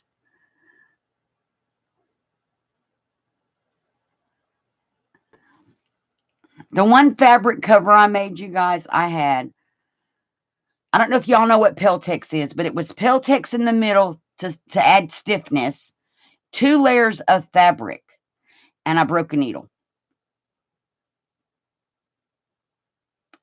And then I bent a needle really, really badly. I got the cover sewed, though. But I broke one needle and bent another one. And it wasn't. Peltex is not that thick. Yours has red thread in it. Oh, how cool.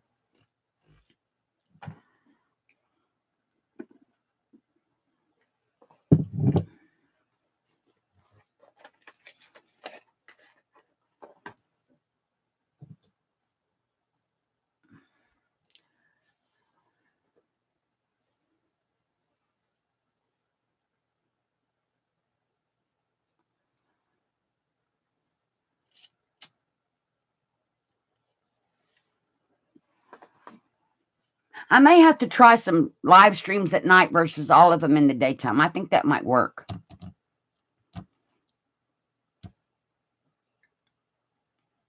I have to figure out kind of a schedule for that. For me.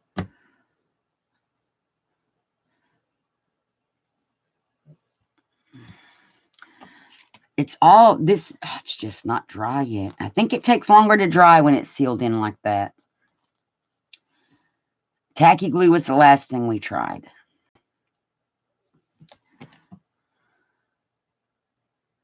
So did everybody say what they're doing tomorrow? Like, we're doing a barbecue. We're barbecuing ribs and potato salad. We have some family coming over. And for those of you who are watching the channel regularly, you know I was supposed to get my niece, my little 8-year-old niece. She's supposed to be coming and staying for a week. And she's going to be my assistant. Well, I got a court notice that I have jury duty on the week of the 22nd of July. I'm probably going to do lives at night. I have jury duty that week. Yay. I'm not happy about that. So I won't be live during the day that week, and I can't have Livy that week because I'll be gone most of the time. So I'm going to get her the week after that. So you may see some little assistant hands over here off to my right. Little tiny ones helping because she loves to craft with me. You may hear her asking questions. She will not be on camera at all. Just her little fingers. And then we have stuff we're going to be making and stuff. So that'll be kind of cool. But that week that she's here, I won't be live as often. Like every day won't happen. And then the week before that, jury duty. I don't want to take the week off, so I'm thinking coming on like this after our dinner time and everybody's ready to settle, that kind of thing. As long as I'm not sequestered somewhere in a hotel, which I live in a small town, they don't sequester juries.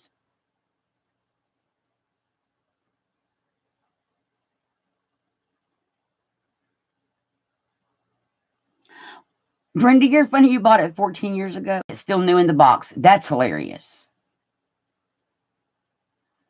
But if it came with instructions, and usually they come pre-threaded, Brenda. So if it came pre-threaded, that's a step. But the instructions will tell you how to thread it if it unthreads.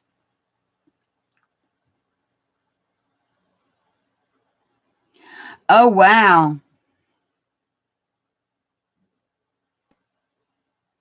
So he has to leave. He has to go to work. Bless his heart.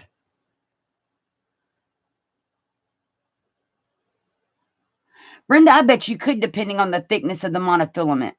It would depend on the weight.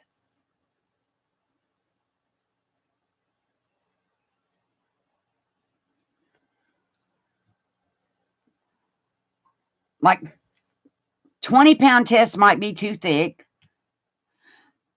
but you could probably get away with like an 8 or 10-pound.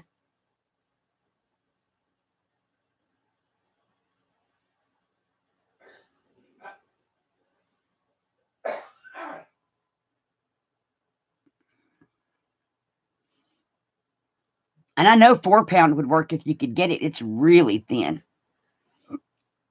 So it would just depend on the thickness. Spider wire or spider line that you can get at Walmart in the fishing department. I don't know if we should count that as dry or not. It's still white, like right here. It's still white, not dry. This side looks dry. I think we'll give it a little bit longer.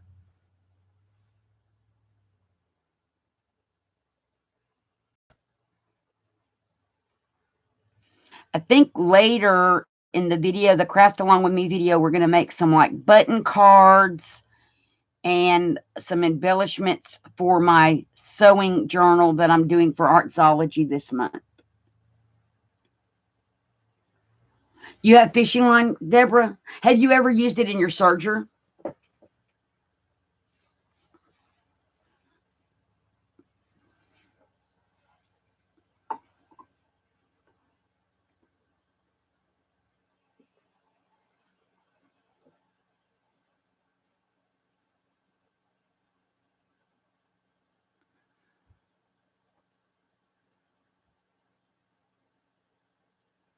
I've been making button cards, and I like how they came out. So I'm going to show y'all how I do mine. And then I can show you. I ran out of stuff, so I can't make more of these. Where did they go?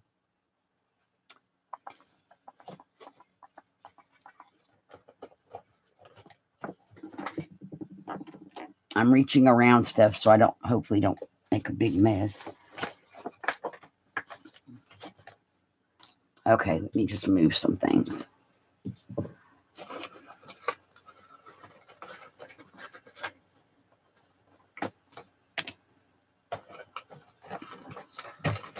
So while we're waiting on glue to dry, y'all are getting a little glimpse. Okay.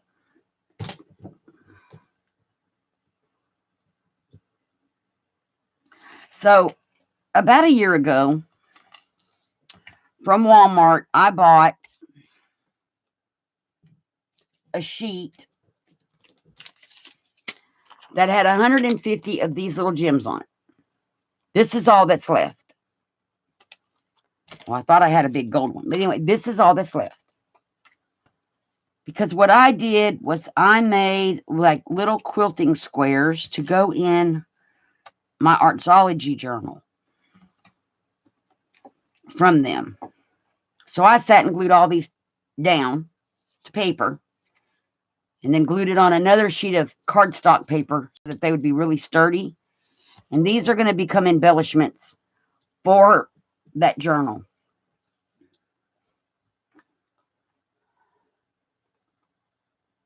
Oh, not in your serger, Deborah? Okay.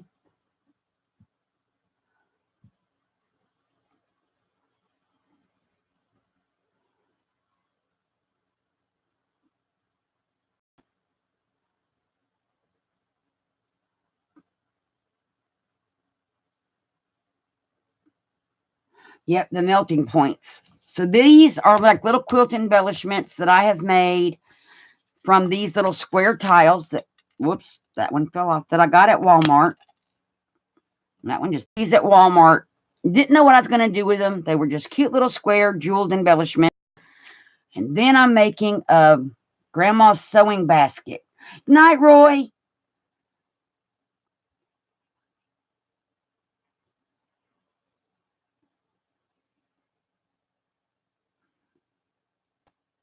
You had some for a sewing machine. Okay.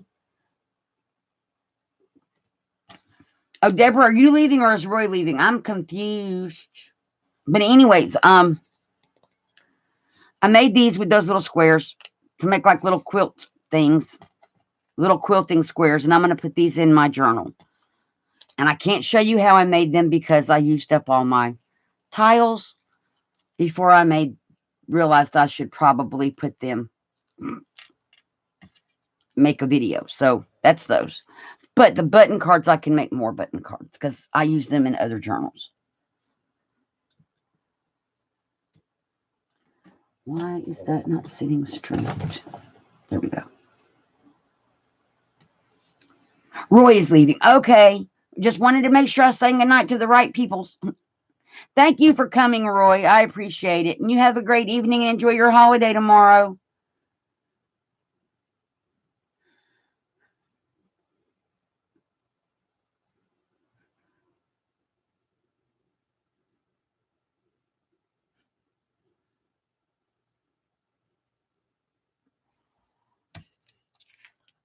So we're still waiting on this for a minute or so more.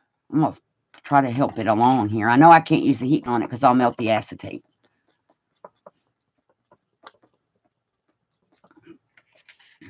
And if this doesn't work, I'll do the E6000 and then I'll show it on the next. Let's see, we're on U. When we get to vellum, we'll revisit and see how this did with the E6000 if it comes to that.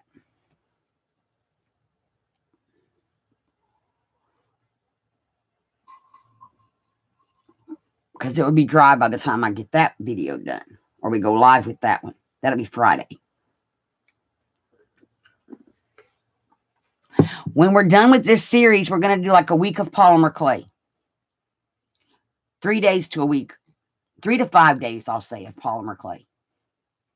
Playing. Because I'm out of some things that I need to make. I need to make... something I made, I used polymer clay leaves. I know it's on a cover y'all haven't seen yet.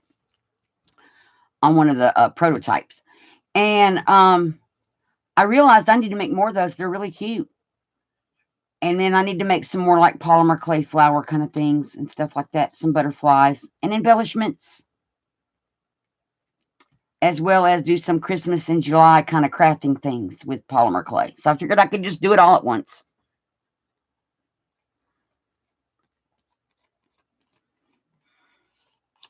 I so want to check this.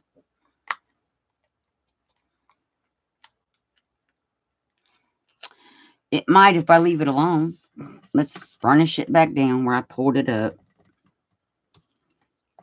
I'm impatient, you guys. This one actually might work. Just not sure.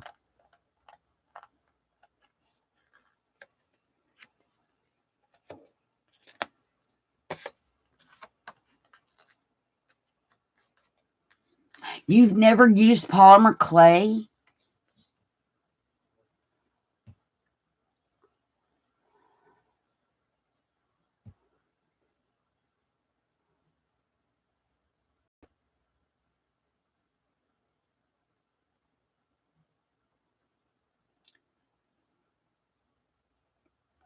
I have seen the pleated paper, but I don't have a foot that will do that.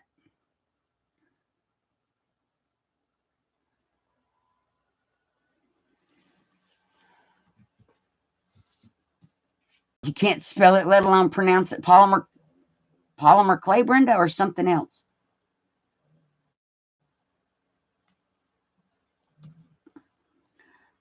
Polymer clay is fun, and polymer clay if you bake it correctly and use the right one, I use Primo, made by Sculpey. I either use the Primo or the Souffle. Both are Sculpey products. Sculpey 3, unless you're going to make something that's like polymer clay tiles I'll make out of Sculpey 3 because I'm gluing them down, it breaks. It's not as flexible.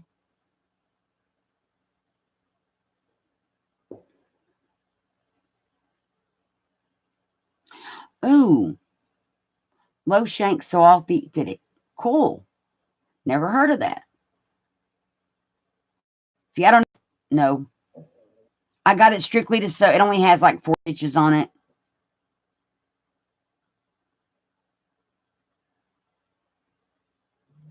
Oh, and no clue. Okay, Brenda.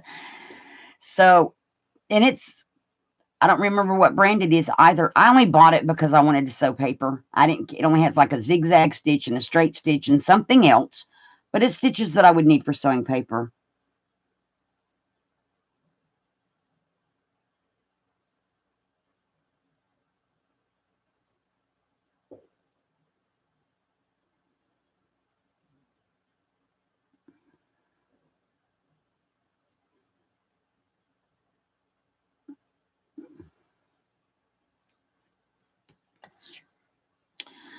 So this could work. We're just waiting.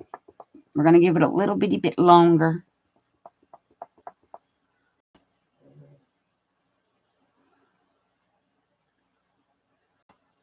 Oh, wow. That sounds like a cool machine, the Sensor Sew.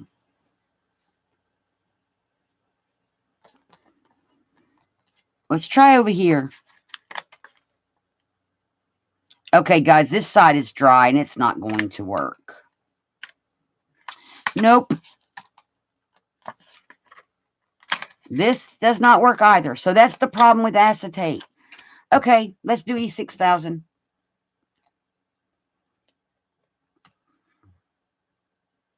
My E6000 looks gunky. Let me pull that gunky part off. Okay, we're going to try and I'm just going to put it down and put the acetate on it. If I can even get it out of this tube. I think my tube is clogged. It looks clogged. Hang on. Grab me a needle. Yeah, it's clogged.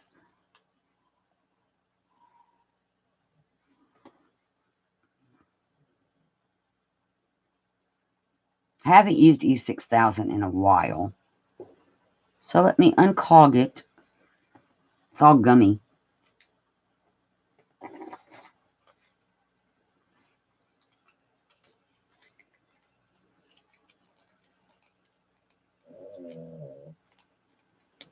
Okay, I got a clog going on in my E6000. This may just be old. There's a newer tube in the living room. Let me go grab that tube. I think this tube is just old because it's all coming out all gummy. I'll be right back.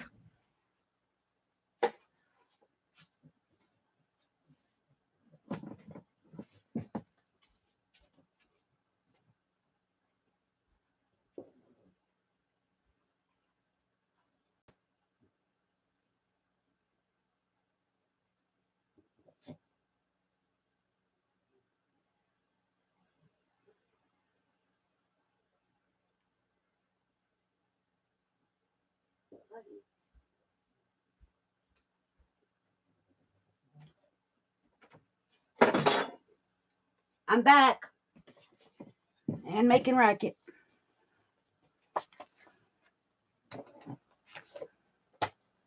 Okay, I got the newer tube. This one does work. So we're just going to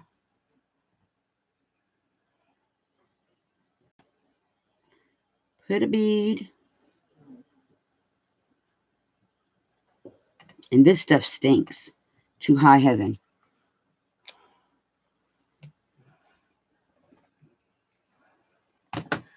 Take our piece of acetate, glue side down.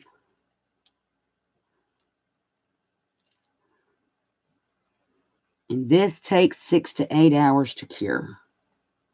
So it's not something that's going to be done tonight. Oops, I was trying to wipe that edge off.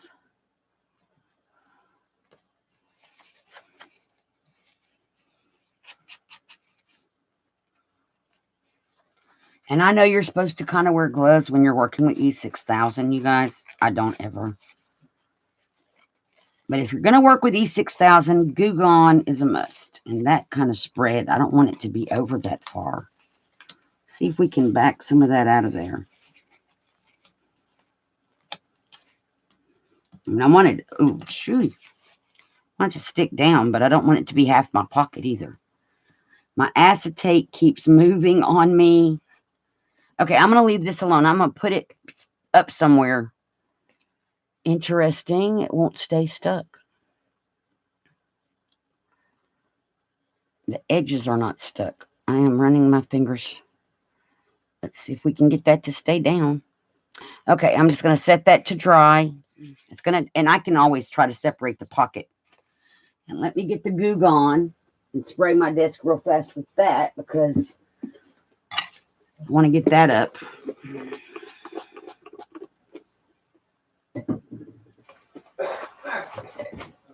And Goo Gone on a Q-tip, if that wasn't paper,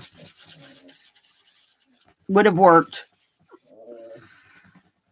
Because that's what I use when I'm working with metal and the glossy accents. If it goes weird, wrong. But I found something else to show you guys. It was a find I found at my mom's the other day. She was actually going to throw them away. And so I have saved something from the landfill, but I'm going to use it. Okay, so now we've got the Goo Gone off of there. We've got the E6000 all up. We're all good.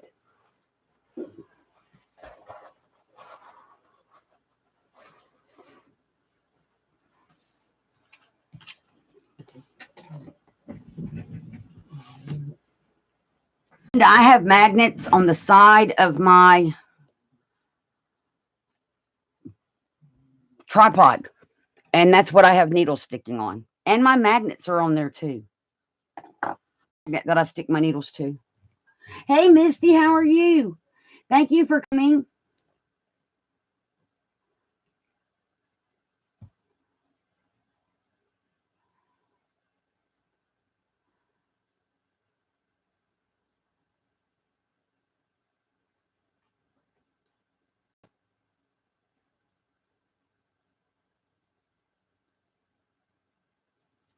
Okie dokie. Well, I had found at my mother's yesterday, you guys, some calendars that she was going to throw away. This is an awesome calendar. It's from 2017. And it's got some, I'm going to put it down here. It has got some awesome pictures in here. And I don't know what I'm going to do with this yet, but I rescued it. I love these pictures. And these little things on the side, the little quotes. And like even the bottom, like this one, has like these little birds I could cut out. And it's got this little flower pot down here. And this one's got little butterflies and stuff at the bottom. I just like these pages. And there's a glare on this side of the paper. And then we're to Christmas. So I rescued this one. And even these little images on the back. And then this one was from 2016. Mother saves calendars for I don't know why. But then I get to have them, I guess. A dress for her.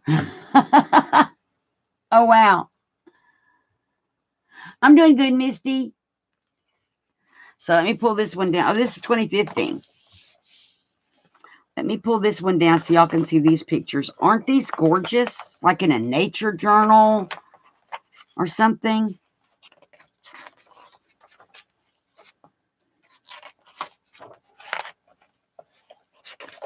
I just thought they were awesome, awesome pictures. would work in so many different things. I love that one with the church on the water. And that one. So I rescued these from my mom's garbage. Well, they weren't in the garbage yet, but they were going there. So I'm hoping that this works. I can let you all know when we get to tea on Friday. We'll see what happened. Otherwise, it'll have double-sided tape on there. We're trying to glue acetate, Misty, to paper, and we're not having much luck.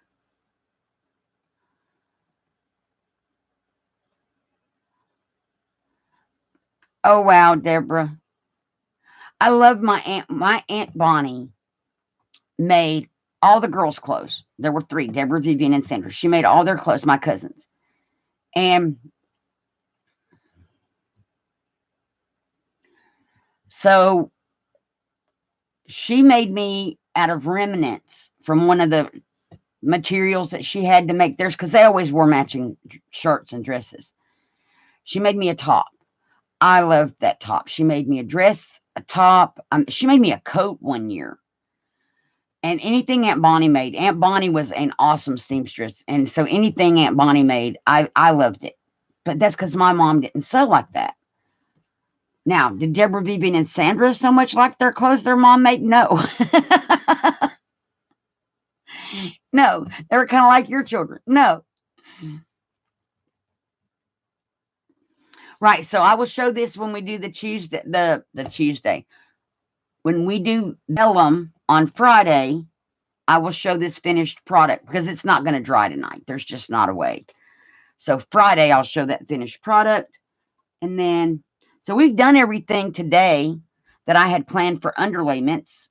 And then we were just playing around with stuff. And then there should be a video sometime tomorrow that's just going to be recorded like craft along with me kind of thing. That way, you know, if you get bored or whatever, there'll be a video. That's pretty much it. Because I'm not going to do live tomorrow because of the holiday, unless I do it tomorrow night like this. So it's a possibility.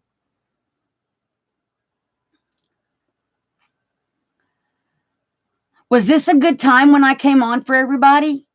Because we've been on here about 2 hours. So we came on probably around 7:30 Central. Was that a good time for everybody?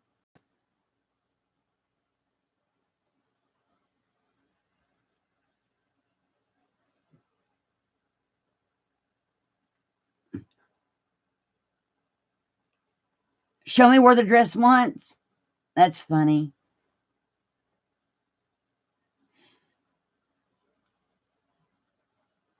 So if I come on tomorrow night, it'll be probably around this same time, 7:30 Central time-ish, around that same time, because that by that time our dinner's over and everything I need to do for the day around here is over. And then it's my playtime. So I might be live tomorrow. And then we'll be doing vellum paper. Things with vellum. Because vellum is fun. It can be fun. I'll say that. So I guess that's everything for today, guys. If I don't see you live tomorrow, I hope everybody enjoys the 4th, and I will be back on here on Friday.